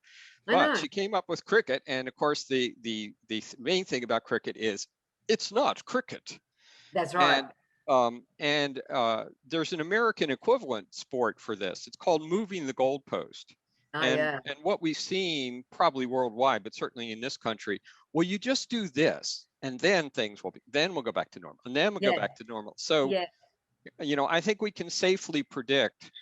If there's any skeptics that are still listening in here, I think we can safely predict that this will, as you say, will go on, because the light at the end of the tunnel is going into reverse. And then there is this sense of it's not cricket. They're moving the goalpost again. Yeah. Been doing that a lot, as as I said about the plane tickets, half price. Now people have just been stiffed. I mean, I don't know what's going to go on with all of that. Oh, the cicadas, yeah. Oh, the cricket degree. Well, it's funny with the symbols. It can actually literally talk about crickets. I mean, that's where it gets weird. It doesn't have to just be about the game of cricket, as if that isn't big enough. In Australia, it's a big game, and in India, of course, in the UK. But yeah. Sometimes it's like just the word from it is what really highlights. It's funny how they can work like that. It's like, I think that's where we're in this hologram. So if you look at the game of cricket, and you might just notice cricket, you might go, oh my God, they're all outside my window making a huge racket, all these crickets. That's going to work for you. I know that sounds a bit flaky, but it's true. That's how the whole thing works for you. I like, Gail, the degree of the sun in this chart from Venus, North Node, and Aldebaran. It's the 28th degree of Taurus. It's actually my moon. And it's the woman past the age of life experiencing a new love. It's also Elsie Wheeler's ascendant degree. Well, at least the chart that Markham & Jones did for her. I don't know how she knew when she was born. She doesn't even have a birth record. Trust me, I've looked for it several times. Yeah. But what's also interesting in this chart is Mercury on the cafeteria degree. So it's like the cafeteria degree can be like, is this really nourishing to me? Is this the thing that I should reach for? It can be McDonald's, it can be, Hungry Jack's. It can be, gee, when I go to the supermarket, I have everything that I need there. I can get, something quick to prepare. I can get something to roast, something to, we've got our needs provided. But yeah, we've got the Mercury there for that. And Mercury, of course, is square Neptune. So, and right now we've got Neptune and Mars and Neptune are squaring each other right this minute, which I find really interesting. That can be like, oh, I'm banging my head up against a wall. No one's really listening to me. There's been child porn arrests just recently, all that sort of stuff. Yeah. It's interesting through, and look, honestly, I just want to make it really clear. I used to really hate Trump. I don't love Trump.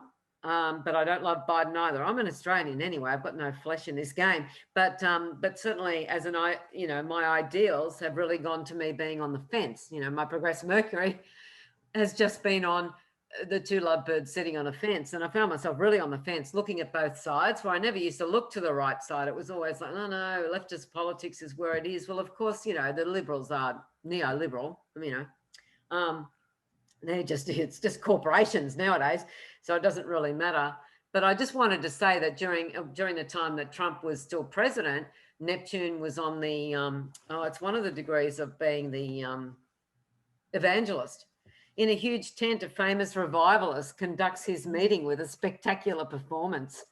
I think that's fabulous. I mean, it's so Donald Trump. It's like, I often think of Steve Martin in that movie. What was he, the evangelist in the movie? He was an evangelist in a movie with a gleaming, shining coat on. And he was, anyway, that's so Steve Martin in that movie. I can't remember the name of it. In a huge tent, a famous revivalist conducts his meeting with a spectacular performance. That's not only Trump, that's a lot of other people that really had our ear in the last couple of years through the agency of Neptune. Is like, what are we being spun? What is the story that we're being told? And then, of course, Neptune moved on to Pisces 19, which is the master instructing his disciple. And it's like, oh, but the news said, you know, that 50 people died of COVID today, or the news said we have to get vaccinated, you know, the news said, you know, and it's sort of like the master instructing his disciple. It's sort of like, well, who are we listening to? You know, and I think it's best to listen to our own inner guidance myself, but that's not always accurate either. So it's interesting. Leap of Faith. Thank you, Elizabeth. Absolutely. Yeah, what a great movie. I should watch that again. I love Steve Martin. So, and that is so perfect for Neptune on the evangelist degree. And then, of course, in Australia, we've got our Prime Minister who's a Pentecostal. So, hello, you know, this end as well. And so many in his cabinet, it's either 16 or 17 in his cabinet who are Pentecostals and don't mind if the end time comes. Bring it on. That's because Jupiter, that's interesting. Jesus will come back, and that's going to be the return of Jesus. So, yeah, and then Neptune's been on the table set for an evening meal. And then it went on to the Chinese degree, one of the Chinese degrees, Pisces 21, a little white lamb, a child, and a Chinese servant. So this, when Neptune went on to this recently, it really came out more and more. Well, I'm hearing it more and more, that this virus came out of a lab. That it was. It's obvious. It's a chemical weapon that came out of a lab. I mean, you know, hello, how obvious do you have to be? It's very interesting to note that Pisces 21, which speaks of the Chinese, is all but 1 degree square Sagittarius 22, which is the Chinese laundry. So Sagittarius 22 is a Chinese laundry. Pisces 21 is a little white lamb, a child, and a Chinese servant.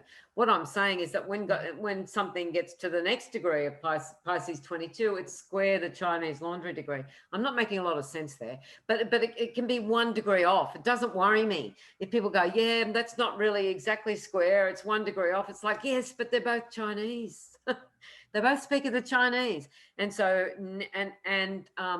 Donald Trump's moon degree is the Chinese laundry, and it's pretty well known that he did a lot of money laundering, right?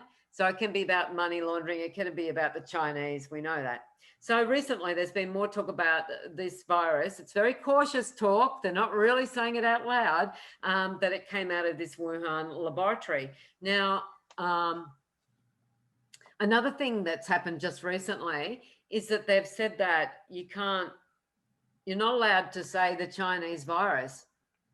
Even though it's acknowledged it came out of China, they stop us from saying the Chinese virus. And no, don't say that. But you can say the South African virus, the variant, South African variant. You can say that. You can say the UK variant. You can say the Brazil variant or the Brazil virus. You're allowed to use that, but you can't say the Chinese virus. That is weird. I mean, that's part of this leftist, sorry, the left hasn't completely lost me, but it's well on its way, you know, because it's this, and it's not even just the left. I mean, this is an agenda, right?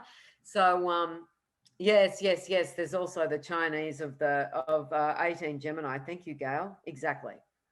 That's been interesting to watch. That's also in Trump's chart, you know. So, I mean, Trump's Sabian symbols are mind-boggling. I mean, his Saturn degree is the 2 women and the man cast away on the island. It's having an affair. It's being in an adulterous relationship. His Saturn, that's his Saturn. His Venus is on the superior mantle of power, and the people reading in the library, you know, and he doesn't read. Well, at least that's what they say. No, I'm pretty sure he probably doesn't read. Anyway, look at Trump's Sabian symbols. They're mind-boggling. What for me, I felt like at least when I had this major epiphany in my driveway, feeling like I was having an existential crisis, and I realized that Trump has at least stood up against the WHO and the UN. Not enough, but he did at least do that. And it was sort of like, thank you. But anyway, I've gone off the thread now. Dale, did you want to say something?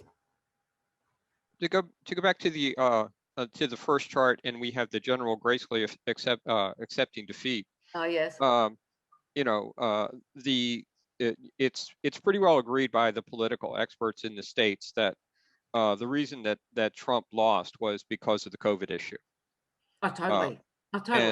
And so as you say, whether the issue about whether it is a graceful acceptance or a non-graceful, you know, why don't you just cooperate and be nice? That's right. The issue comes up, and that's the thing about the Sabians. It's like people could disagree with you and I about the sense, but just the fact that this exists as a consciousness, whether we Right. go, oh, Linda and Dale are nuts, and Fauci and Gates are saints on earth. It doesn't matter. The issues are there, and the Sabians That's right. will reflect the issues. They will, and through exactly, and through the filter of our consciousness, because that's what it all is. You know, I mean, there's nothing other than that, is there? The filter, yeah, our consciousness is what is. You know, so yeah, if we think it's really positive, yeah. Thanks, Tom. That's really interesting. It's crickets. Yeah, might even get stronger. Yeah, with people being kicked off social media who speak out. I mean, that's happening really a lot. It's really not good. One more thing to go back to the bluebird. Twitter is the bluebird. Oh, absolutely. So Well, I've got so yeah. that the whole idea of the bluebird used to be, oh, this joyous symbol of light and love, and now it's sort of like, you're on Twitter and you may be censored. It's kind of like your little bluebird could just be kind of crushed by the big hands and you're gone. Absolutely. Thank you. And I think the first mockingbird of spring too, that Gemini degree. But for me, in terms of the US, I see it as the large aviary. And I know there's another aviary as well. So there's a couple. There's a couple that fulfill what you've just said. Absolutely, 100%. But Capricorn 28, the large aviary, that's the Pluto of the United States chart. So we're about to have the Pluto return of the US chart. The large aviary is Twitter. Twit. I mean, that's what you get near an aviary. And it's like, oh God. You know what I mean? Maybe the bluebird is the individual voice. It feels more like that, you know, because the large aviary, there's not too many yeah. Don't say anything about the bluebird that's negative. Exactly. The large aviary. I mean, it's an institutional thing, isn't it? But the large aviary being the Pluto degree, it's so interesting to have Twitter, to have Donald Trump be on Twitter so much, right as Pluto's coming right up to the large aviary. And it goes retrograde before it gets to it, only just. And it's sort of like, shut up the Twitter. But other people are on Twitter. You know what I mean? I don't blame them for getting, I don't care whether Donald Trump's on Twitter or not. It doesn't bother me. I'm not interested in that story particularly, but it is massive censorship. That's obvious, you know. So a difference with the birds is the bluebird is outside where it wants to be, but these birds are taken out of their natural environment and they're put into the aviary. So they're not very happy campers. Oh, good. Yeah, good take on that. Absolutely. 100%. So it's going to be, a lot of astrologers are giving a lot of credence to what's going to happen when Pluto has its return in a year's time or 2 years' time, or when it actually really happens. But it's happening now. It doesn't matter. It's happening now. It's splitting hairs to say it isn't. But I found that it was interesting that I didn't see any astrologers, naturally I don't see every astrologer, celebrating the fact that we just had Pluto opposition Pluto's discovery point. That was a couple of years ago. No one spoke about that. I think that's enormous, Pluto opposing Pluto, particularly as it's gone so fast through some of those signs. It goes faster. Once it, you know, so for the next, you know, for it to get to the Pluto return is going to take a lot longer than it did for us to get where we are with the opposition. You know, Capricorn to Cancer, where it was discovered.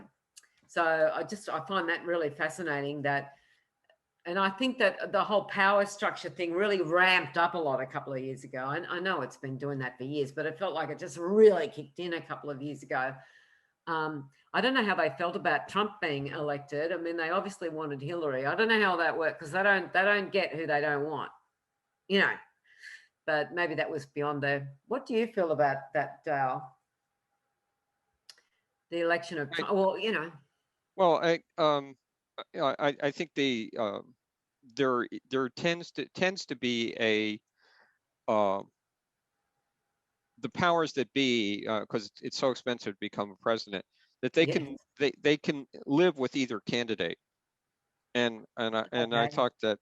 I think they thought they could live with Trump, and then they thought, no, he's too much of a loose cannon. We got to get rid of him. He is a loose cannon, totally. He's the exact definition of a loose cannon, isn't he? I mean, you couldn't get more than him. You couldn't do it. What a character. Oh my God. It's going to be interesting to see what he does. I don't know if he ever comes back, but he's having such enormous Neptune and Pluto transits. Oh my God. I mean, he could write a book on it. It's like, I don't know how he's hanging together. He would definitely, I imagine he's having psychological problems. Well, that would happen anyway. To no longer be president when you've got his type of mindset, that would have to be a difficult transition to losing that power. So, so I'm just wondering, Dale, did you want to say anything? Is there any other observations about this year that you've noticed? I was actually more interested in what you've seen in the coming year. Well, I don't know. It's like, it just feels like so much more of the same, because we're continuing on a lot with the Uranus-Saturn square. And I just feel like it's going to be a lot. But here's what's really interesting also is that Jupiter is going retrograde. When we talk about records and we talk about photographs and records of the past and everything, often think of the 3rd degree of Pisces. And that's where Jupiter is going retrograde in June. And Jupiter's going retrograde on I have to look it up, the petrified forest. So Jupiter comes up to the petrified forest, which is Pisces 3, and that's an eternal life of a lifelong live to go. And I see that as photographs, it can be audio tapes, it can be, official records, videos. I mean, there's many, it can be petrified wood. It can be when you work with crystals, there's a lot of ways that this can come about. But what I'm a bit concerned about is the degree before. So the degree before is Pisces 2, and that's the squirrel hiding from hunters. And so it's going to be on Pisces 2 for a number of days, several days, yes, over a week. Obviously that's Pisces 1 plus. And then after it goes retrograde, it's going to go over that again. So the squirrel hiding from hunters is going to be really highlighted quite big, in May, June, July, around that time. And so we've got the Saturn and Uranus square as well. I can't see. I wish I could say better things. I just feel, maybe it's my transits, my progressions. I find it really hard to see the light at the end of the tunnel. I know we've got the train. We've got the train there, Saturn on the train degree. I am finding it hard because it's not going to just disappear, because we're in this for a long haul and things aren't going to go back to normal. I mean, many people say, and rightly so, I'm glad it's not going back to normal because normal didn't work. It's, but this is the really abnormal. This is not, what they got cooking is not, I don't think it's good. So that's Jupiter going retrograde in Pisces, and it's sort of like, that doesn't impress me any. There can be good things from that. Of course, it could be with Jupiter on the petrified forest that all sorts of secrets come out. Oh, by the way, the South Node right now, and here's the talk of Prince Philip dying in the last day. And now, of course, Queen Elizabeth is a widow. The South Node is now on Sagittarius 12, which is the, or is it 13? Just Sagittarius 13, which is the widow's past is brought to light. So the widow's past is brought to light. So this can be, obviously this can be people looking into their genealogy, it doesn't have to be about Queen Elizabeth, but Queen Elizabeth is really highlighted a lot at the moment. And so the widow's past is brought to light. They've got all sorts of TV shows coming out now about Prince Philip. You can bet it's going to be all over the place. It's going to be all over social media. I've already seen it this morning. And I'm not on Facebook anymore, but I already saw it this morning where it was mentioned everywhere on our news. And we are a Commonwealth country, so we get a lot more about these events than the US would. But it's that, so the widow's past is brought to light. It's going to be a lot about the Queen, really a lot. About, she's a widow now. She wasn't 3 days ago, her life's really changing, and she's been so impacted by all of this. One thing I wanted to say is that, I don't know, my brain's going to the eugenicist side of all of this, where they're really wanting to reduce the world's population. And there's many ways that they're endeavouring to do that. But it's just, and I don't accuse the Queen of anything, but the Queen's Sun degree is a major eugenicist degree. It's the 1st degree of Taurus. I've always thought about this as being a eugenicist degree, and it's the Clear Mountain Stream. So the Clear Mountain Stream can be where it's the bloodlines. So that's the Queen's sun degree. It's Adolf Hitler's sun degree. Exact. I'm not talking about the next one or the previous. I'm talking about exact. And it's also Prince Charles's moon degree. So this talk, you know, the Clear Mountain Stream can be a beautiful degree. Obviously, it can be a degree of innocence and purity and sympathy and an expression of care, but it can also be, oh, that Clear Mountain Stream is freezing cold. I can't even put my toe in it. And it can be like, you know, the Clear Mountain Stream can be like, no, we've got our agenda and we're heading towards it no matter what happens. And we don't want to have all these brooks and streams coming. No, the Clear Mountain Stream has to stay clear. No industrial pollution for us. We're heading straight for the ocean. You know, so the Clear Mountain Stream can and it's funny because the royal family, of course, has got a lot of hemophiliacs. I don't know whether it's current because I haven't looked into it, but a lot of hemophiliacs were in the royal family. So even that degree of the Clear Mountain Stream can be hemophilia. You know, you get a puncture and you don't stop bleeding. Clear Mountain Stream keeps coming, doesn't stop. So, but the eugenesis side of things with that, I find very interesting. And, much as I don't like to talk about it because, you know, we live in this hologram and what are we making reality? But they're definitely wanting to reduce the world's population. I mean, they speak about it openly. They don't hide it. And here in Australia, they've said that the AstraZeneca jab, which I won't be getting, is not good for people under 50. They're going to give it to people over 50. Oh, that's good. So I can kill all the elderly. Who cares? It's just been hysterical with that. I mean, it's just hysterical. So they're saying the younger people should have Pfizer. And of course, they've bought all these, they've spent billions of dollars on vaccines. Now they have to give it to everybody, you know, but they will give it to everybody. There's no two ways about that. So I'm very concerned as we head into, I know I don't sound very positive. There's other ways that we live our lives, of course. You know, me sitting here talking to you guys, it's a total pleasure for me to do this. You know what I mean? So it's not like my life's racked with terrible things, although it has been a lot in the last couple of years. But, you know, like we find our joys, we find our people we want to connect with. We find our joys in amongst it, but I don't have much faith in the future. I'm sorry. I mean, they're saying in Australia, you can't do anything unless you get vaccinated, and I'm not going to do it. I'm not going to do it. I do not want chimpanzee DNA injected into me. I'm sorry. It's not my thing. So adenovirus, chimpanzee adenovirus. And here in Australia, they developed a vaccine. They were developing a vaccine. They dropped it, thank goodness, but they were using HIV proteins in the vaccine. And so they had all these test subjects, humans, and this is last year, and it was all very quick, you know, because they wanted an answer really quickly. This is in Queensland, in Australia.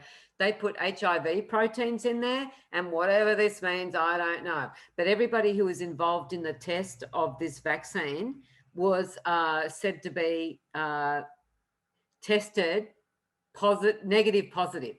They use that expression, HIV positive, negative, or whichever way they put it. What they meant was, yes, you've got traces of HIV in your bloodstream, but it's negative or it's positive. I don't know. So when I read it, it was like, what is negative, positive, or positive, negative, whatever they said it was. What does that even mean? You've got HIV proteins and do you want to really line up and be, when there's not even any COVID around? So false positive. Yes, it is a bit like that. Thank you. I think it is the false positive. I think you're right.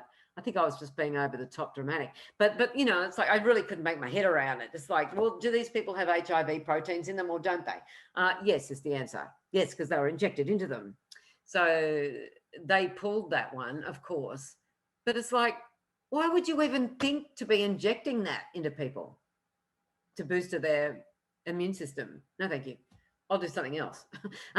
And so now it's chimpanzee adenovirus that they're injecting into people, as well as aborted fetal tissue, which is always in these, in vaccines anyway. They always have aborted fetal tissue. So, yeah, so here in Australia, it's sort of like lab rats, you know, and it's all that sort of stuff. So I don't know. When Pluto gets to Aquarius, it's going to take off the technocracy thing. It's going to be, Yeah, exactly, Gail. It is going to lead to a lot of autoimmune disease. And of course, a lot of autoimmune disease exists already because so many people are vaccinated with other things. And people are saying this isn't even a vaccine. This is a gene therapy thing or something. So, yeah, I won't be doing it, which might mean I might not be able to get on public transport, or at least I don't have to apply for a job. But a lot of other people do. And so I'm not prepared to find out whether I would survive a vaccine. It doesn't even, they're not even calling it a vaccine. A lot of people are saying it's not.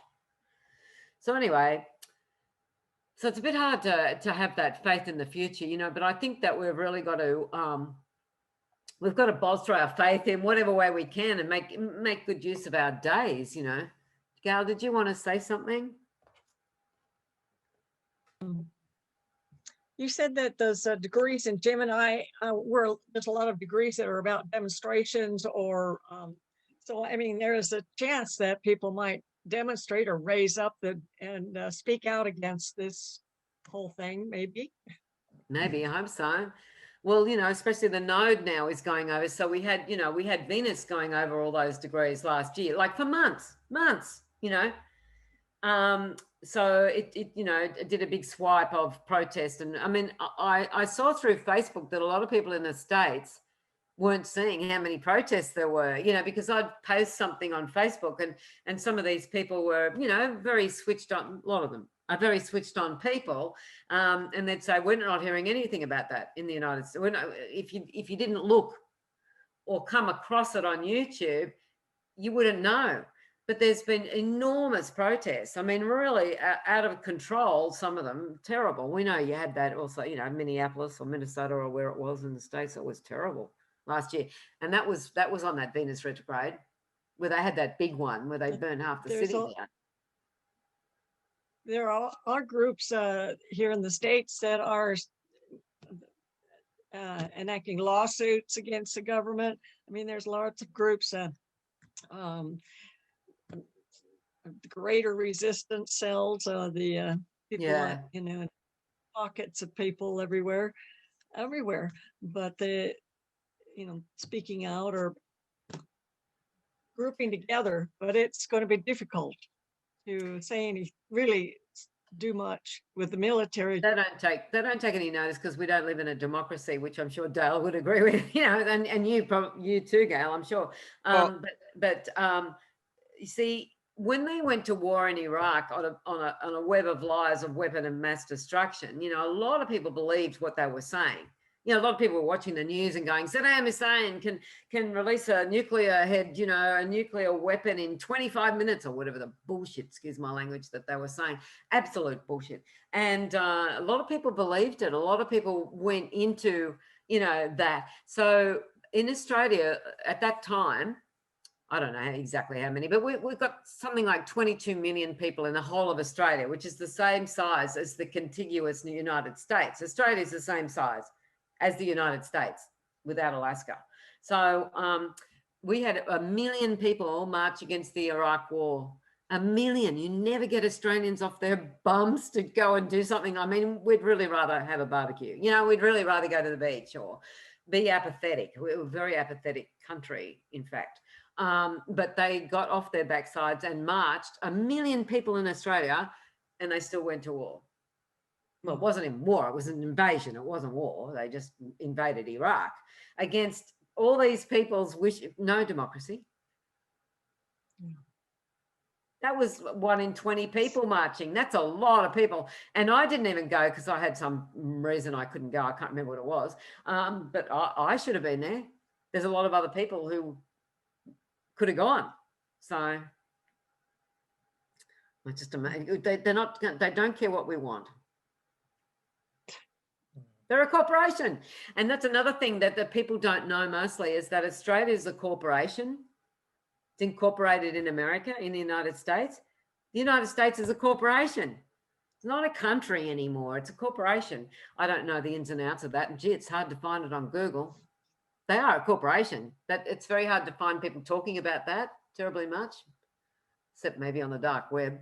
I don't know. I haven't done a real lot of investigation into that. But when I've mentioned it on Facebook, people are going, no, it's not. It's a country. It's like, it's a corporation. Sorry.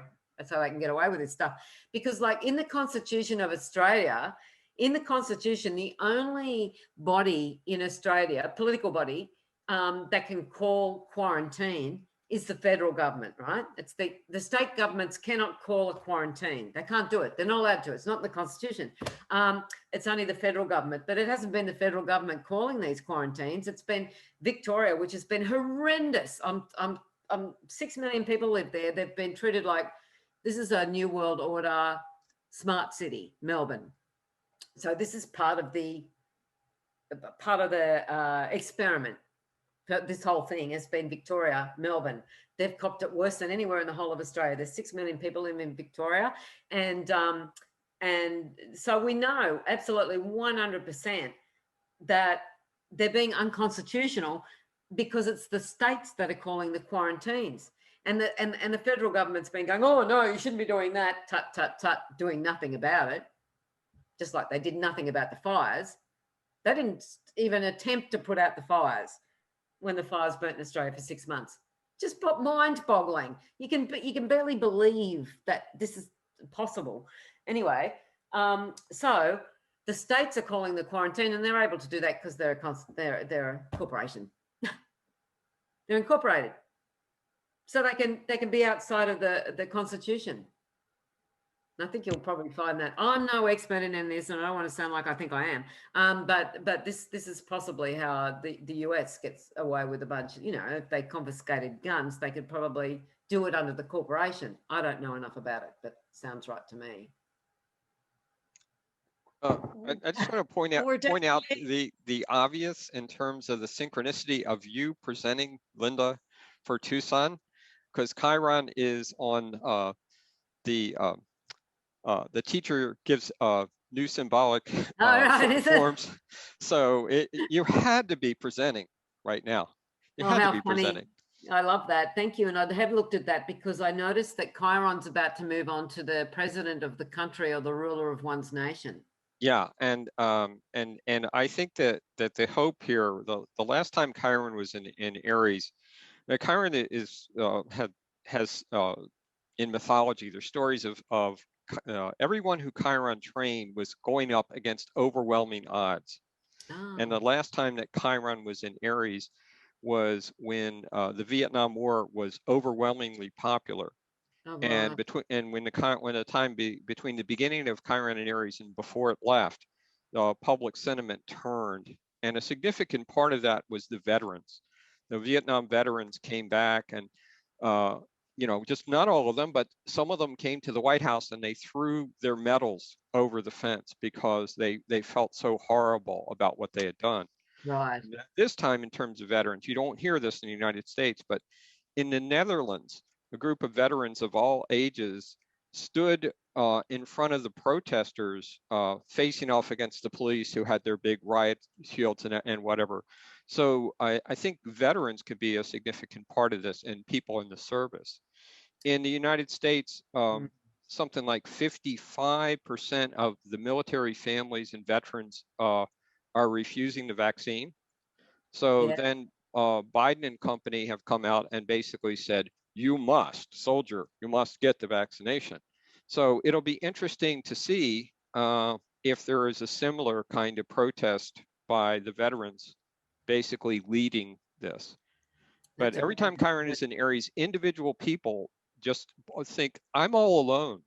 The odds are against me. And but a big part of Chiron in Aries is, and it is an action to not do something. Because in that era, it was, what if they gave a war and nobody came? That's right. And this time it's like, what if I don't get the vaccination? What if I don't want to? And they don't know quite what to do with this because they're just assuming we will get everybody the same way that, like, oh, well, these crazy peaceniks they'll never win when they're trying to take on the entire consensus of the government and the media and so forth. So I think it comes down to us as individuals, wherever we are, whether in Tucson or Australia or wherever. Well, that's really well said. Yeah, it's very interesting about the veterans. And I just want to come back to the idea of masks and Biden, because it's coming into my head and I'll forget to say it otherwise. But President Biden his progressed sun, like about 2 days before or 2 days after the inauguration, something very close, changed, went on to a man unmasked at a masquerade. So something there about Biden with the man unmasked at a masquerade, and the degree before is the watchdog standing guard protecting his master and his possessions. So right up until the inauguration, Biden's progressed son was on the watchdog standing guard protecting his master and his possessions, and then went on to the man unmasked at a masquerade. It's interesting that Aquarius has got 2 masked degrees. It's got that 6 degrees of the ritualistic act, the masked figures performing ritualistic acts, and the other one is the man unmasked at a masquerade.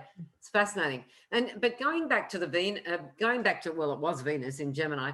Going back to Gemini having 5, no less than 5 going on strike degrees. If you were to say to someone, what sign would you assign to going on strike or protesting? You wouldn't say Gemini straight up. You're more likely to say, oh, Aquarius. And then they might go, no, it's not Aquarius. And then you might go, I don't know, Sagittarius, because what would have the most going on? Maybe Aries, like a fire sign. I don't know, which sign, but no, Gemini. It's funny how the symbols can cut across sometimes, like, because you just don't think Geminis can throw tantrums. Absolutely, 100%. But it's not, or Gemini energies, but it's not who you would first think of. I love the way that the symbols do that. And also, well, I guess Aquarius is really good at unmasking. They can certainly get behind things, and Geminis can throw tantrums. But yeah, it's funny how you have these themes in the various signs. Oh, and also in Gemini, when I first got into the Sabian Symbols so many years ago, I was surprised. The Santa Claus degree, I thought it would be in Sagittarius. One would think. Yeah, I know. So it's for anyone who is still with us and they haven't studied the Sabian Symbols, they really ought to get a consult with you and just open up their charts to go, oh, really? Oh, it's exciting and wonderful, and it's highly encouraged. Thank you. Yeah. Like, it's just, I think it's another layer of understanding yourself. But I think that the degrees, it's interesting. Most astrologers don't talk about degrees. They don't look at degrees. They're not interested in degrees. And there'll be times I'm talking to quite a seasoned astrologer, and I might go, oh, your moon's in Taurus. What degree is it? And they go, oh, I can't remember. It's sort of like, you don't remember your degree. You know what I mean? Like, they're, I'm not saying that they should. It's just that when you're dealing with Sabian symbols, you really think degrees, not just sign. So if someone says to me that their Mars is in Cancer, it doesn't mean anywhere near as much as if they say their Mars is in Cancer on Cancer 5. Then I go, oh, right. It's a whole different story. It's a whole nother layer of story. But yeah, did anybody want to ask any? I'm wondering where to from here, or whether you're getting bored or need to go, or there's more people on here now than there was before. That's a good thing.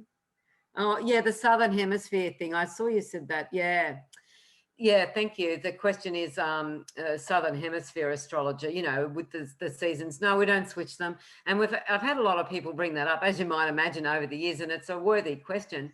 I tend to see, I'm a Scorpio, and so I was born at the end of spring because I'm the 21st of November, and I just think I'm a bit more. I can definitely be very Scorpionic, I'm telling you right now. But I see myself as more of a spring type of Scorpio. There is this feeling of spring in me. But if you look at the general zodiac thing, it's like the seasons, like I'm supposed to be in the fall.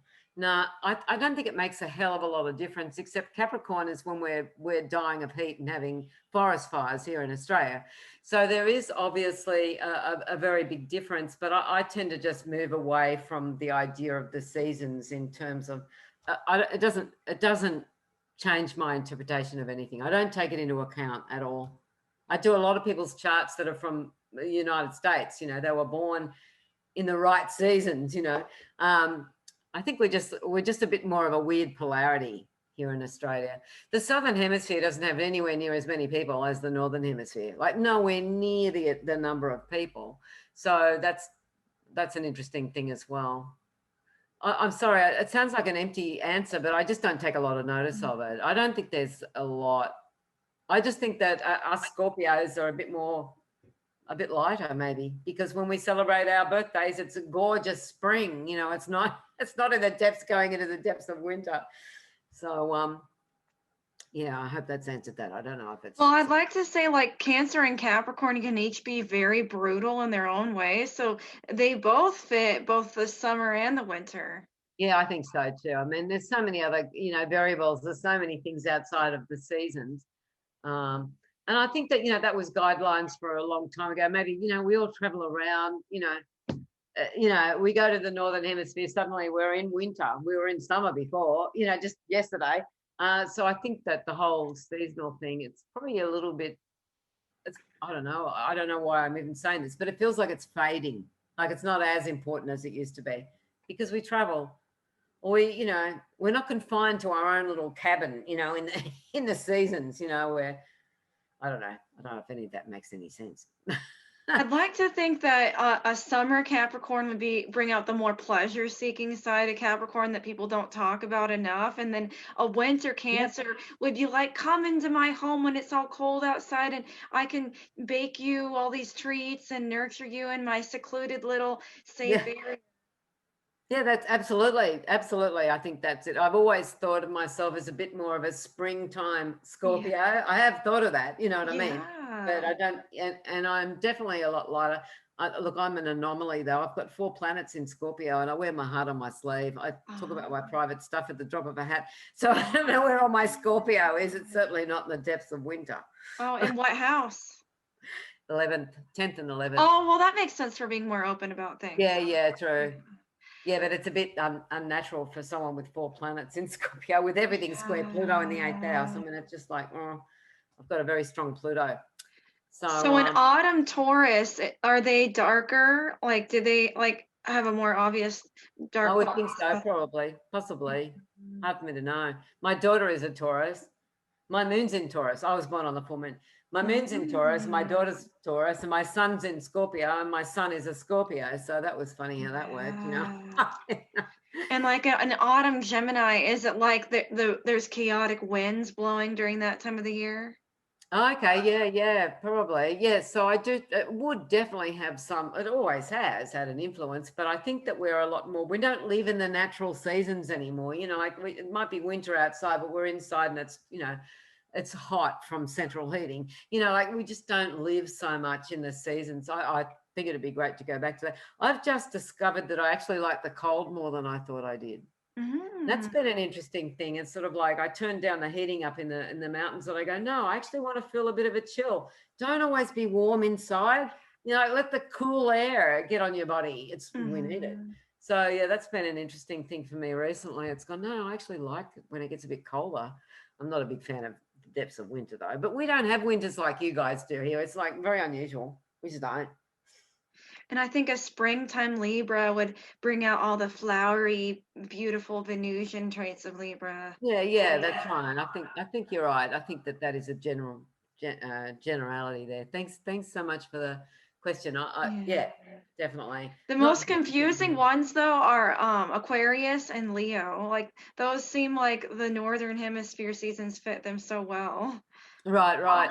Well, it's very confusing, I think, you know, for Pisces ruling the 12th house, whereas, you know, the 12th house is actually where the planets have actually risen. And the 12th house to me defies, that's interesting. You only put an extra. Well, actually, here's what people don't bring up. Like if you live where there's mountains, even if something's coming up the horizon, mountains would cover it up. So no wonder the 12th house has to do with what's hidden.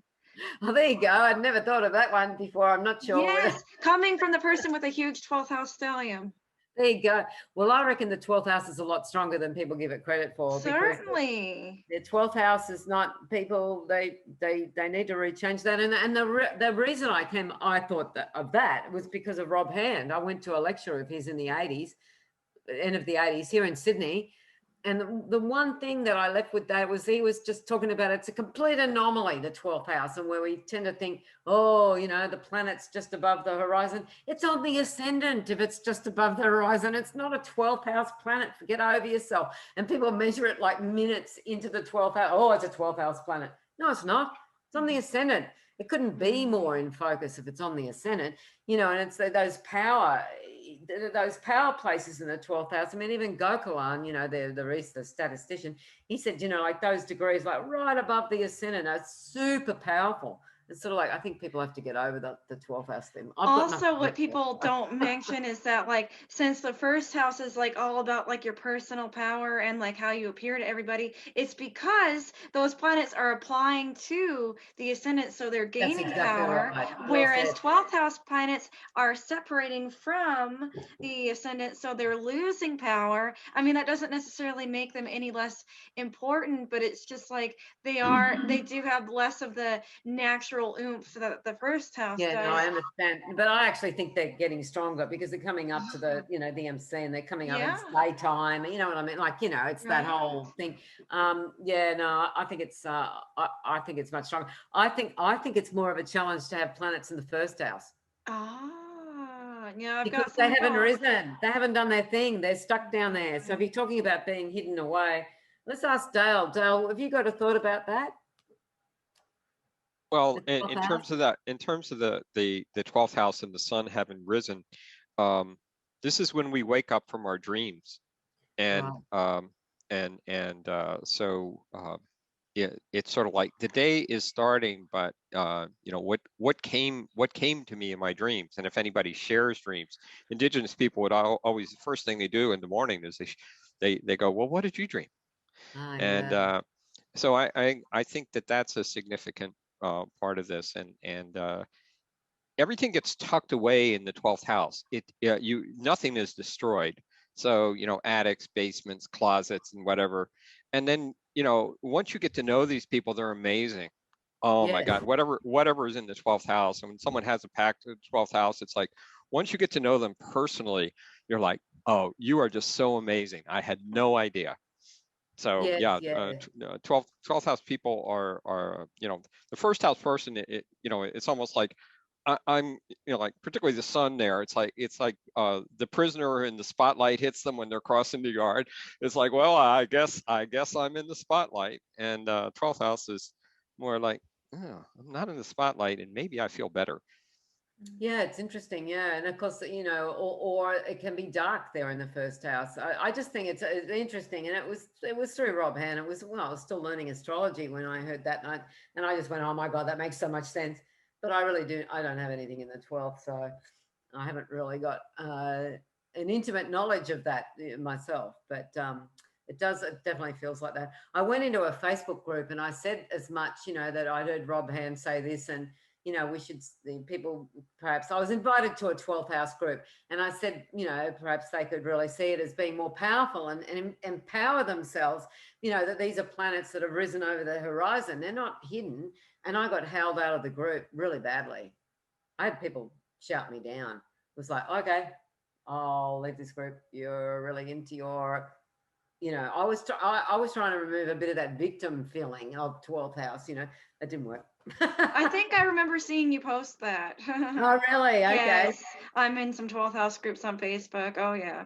I had a few people say, good on you, Lynda, and you know, we need to get over ourselves, and you know, good advice and stuff like this. And but most of the people were just going, who are you to tell us? And I was like, well, I'm an astrologer and I've been invited to this group, and I thought I'd say something, but okay, bye. Like, you know, so Facebook is so funny, but I mean, the head trigger stuff.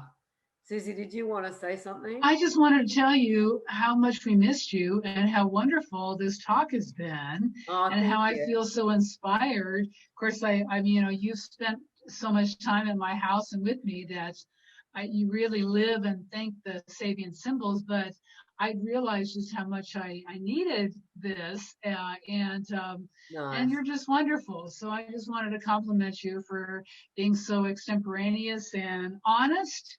You know, you're speaking from your heart, and I love you. So I just wanted to give you big compliments. I really, really have enjoyed tonight. I mean, it's fantastic. It's just it was wonderful. I was just sitting on the edge of my seat the whole time. So Thank you so much. Thank you, Susie. I really wish I could just zap over there. Where's our I know. and to I Dale and miss you. everybody. I miss you, dear. Yeah. So thank you so much for a wonderful presentation. Thank you. Yeah, I think, I'm winding down. I don't even know what time it is because I always look at my computer and it's not showing up. But yeah, I think we're winding up now. Gail, did you Yeah. want to say anything, Gail? Is it kind of time to? I just enjoyed it so much. Really, Yeah. thanks, Susie, for chiming in and saying something, because this has been wonderful. I loved being reminded of those quarter, to look at the degrees in each of the quarters. Those little things that, and no wonder if you're down under using the Sabian, the degrees, paying more attention to the degrees. That makes a lot of sense. And now you've reminded us to also. I've really enjoyed this, and having somebody that is so honest about and the reminder too that we all have our perspectives which we see things from, and when you look at a degree that you're looking at it with your perspective, and it's okay to have your perspectives. Thank you. Thank you. No, it's been wonderful. It's lovely. I am honest. I'm not saying that it's an attribute that always works for me, because it doesn't always work. Because I'll just come right out and say stuff, and then I go, oh, because I've got Mars in Libra, right? I've got all this Scorpio, but my Mars is in Libra, and it's like it's on the coal miner's degree. It's sort of like I just go whoa, straight up, and it's like, oh, did I just say that? Oh, I did. Mars in Libra. And then I go, oh, hope I didn't hurt their feelings. It's like, oh, for fuck's sake, get a spine. Oh. How can I read the post that you wrote about the 12th house a while back? Because if you're not on Facebook, then it might have got deleted from the group. No, I probably got deleted from the group because I left the group. I probably would have got deleted. Absolutely. Well, yeah, but I'm saying, like, how could I read what you wrote? Like, can you post that on your website? No, it's just really what I said, that Rob Hand said this thing. But thank you. But no, it's just, it's planets that have gone up over the horizon. They're not hidden. They're above the horizon. The first house is below the horizon, right? So I think that we need to just be more empowered with the idea of 12th house planets and not disempowered. In fact, empowered, like really a lot, with how I'd put it, Yeah, surely. I think it's a very powerful placement to have 12th house planets. And here's the other thing. Here's something that I came up with out of what Rob Hand said, is that it feels to me like to do with dreams too, as Dale just said, it feels to me like this newly awakened, fresh individual consciousness finds that those planets in the 12th house are too strong. They're too strong for them. It's like they're glaring down on our ego, and our little egos are going, oh, I can't quite cope with that. I have to pull back from that. And people think that a first house sun is stronger than a 12th. No, not to me, not to me. I absolutely agree, Lynda, because the reason that the planets get put away when the person is young, whatever it is like if someone has Mercury in the 12th house, you can't possibly know that. You're only 4 years old. Or whatever. And so it's like, okay, you don't want me to do that. Or when Venus is in the 12th house, it's like, you're drawing too much attention, you're not beautiful, just go to your room. And so whatever it is, it got put away because it's so powerful. So I just totally agree with you. Yeah, no, that's a really good, analogy of that, a good interpretation of that. Yes, thank you for that. Wonderful. Does anybody, I think we probably should wrap up soon. We're probably all losing attention span. We've reached a degree of an old owl perched high up in a tree. Oh, there you go. On the ascendant here. How fun. Well, that does sound like time to wrap up. And that's my ascendant. Oh, yeah, of course it is, Dale. And then we've got the cricket in a minute too. Cricket does, just ain't cricket. Or crickets or whatever. Yes, coming up. I have and so yes, it is getting later here, and I imagine Janet's up at midnight where she is. Right. Amazing. 1:15. Well, before we say goodbye, I have one quick question, kind of a technical question about technique, so we don't have to talk a long time about it. Yeah. But I've heard you before a number of times at TAG, and I've long owned your book and looked at it many times, but it was a little bit of a surprise to me to hear you talk about looking at the point that's opposite or square the Sabian symbol sign and how that actually ties it all together. So what I'm wondering is, can you do the same sort of thing, but with other angles besides a simple opposition or a square? Oh yeah, absolutely. Absolutely. Look at the trines to your natal planet, for instance, then look at the Sabian symbols that are trine that or sextile. Have you ever done much of that? Yep. Other Yep, than just say, oh, well, I don't know how, I guess I could use what the meaning of a trine is. I don't really understand myself. I haven't done that so much is what I'm saying. So how would you do that? Yeah. I just every now and then I'll go, well, you know, if I'm studying a chart, it could be a, you know, if there's an exact trine or even 1 degree off, I don't care, you know, that will speak to me. But sometimes I'll think to myself, oh, that trine's my Mars. Oh, that's right, that trine's my Mars, you know. And so when there's, you know what I mean, but the trine is not always good, as we know. I mean, mostly it is, and mostly the message will be good. But sometimes we have Saturn trining our Venus, and our, you know, our relationships fall apart, which is what was meant to happen, of course, but it might not, you know. So sometimes the message is mixed, but the trines are really good. Something that amazed me, I'll just tell you really quickly, is that you can look at the quintiles in a chart. So this is amazing. See, we really do we live in a hologram. We really do.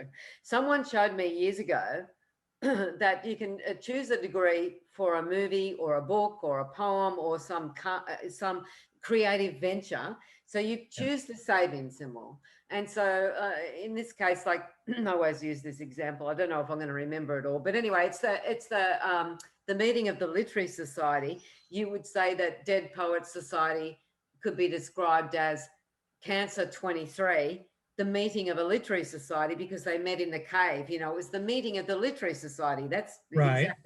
If you count the quintiles from that point, 72, 72, 72, 72, 72. Right. Those Sabian symbols that fall on the quintile, the grand quintiles, will describe that plot exactly. Now, how does that work? And if I was to tell you what the quintiles are from Dead Poets, it is mind-boggling. They are they exactly describe that plot. So what you could do is you could say, well, I'm going to write a book or a movie script about 2 men playing chess. So I'm going to go with Sagittarius 3. Then you could count the thing, and it would be absolutely contained and brilliant and amazing. It would describe the script. I know that sounds esoteric, but it works. But where it was found that it doesn't work is when it's an Arnold Schwarzenegger type of movie, and it's not so creative. It's more stressful or violent, or it's not so much creative. That's where the squares really work. So that I found that interesting. I think you could do the quintiles on a dramatic movie as well, but I've heard that it doesn't work as well because it's not such a creative script. It's, you know, it's just violence and, you know. Right. But yeah, the quintiles, that blows my mind. You can do it with anything. You can, and you'll look at it and you just go, wee. My father was an Edgar Casey healer, and he had a grand quintile he had some quintile configuration which was out of the norm in his chart, and he did healings, Edgar Casey healings in the 60s and the 70s. He was, you know, part of that whole ARE thing. Wow, this opens up a whole new scope of astrology. Now I can not only look at the Sabian symbols, but look at the trines and the quintiles and all that sort of stuff. All of it, any that you want to do. It doesn't matter what you look for with meaning. If you look for it, it's going to show meaning. It doesn't matter what you do. And that's what blows my mind about it. And that shows me so much, you know, that it is this holographic thing. Absolutely. If we concentrate on one thing, then our mind will stay with that one thing, you know. Universe is a hologram. Yeah, that's what it is. The whole universe is a big hologram. Well, I often think of the Truman Show. I should watch that sometime or another. And Peter Weir, who directed that, lives a few kilometers away here. I don't know if he's always here. He's probably in Hollywood. I don't know where he lives now, but his house is still there. I know his house, you know, he still lives there. I don't know if he's here at the moment. But the Australian film industry is going off the charts here in Australia because we don't have much COVID. They've all come here. So the US dollar's gone down quite a lot. So I thought it would stop the film industry quite a bit, but no, a lot of them have come here. Well, thank you a whole bunch. We You're were welcome. about ready to say goodbye, and then I had to start you off again. I'm like that. Beautiful insight of some really good, useful astrological techniques. Thank you very much. You're welcome. You're very welcome. But the thing is, when we look at these symbols, we have to be able to, and I'm sure you can, you're an astrologer, but we can't look at the symbol like tunnel vision.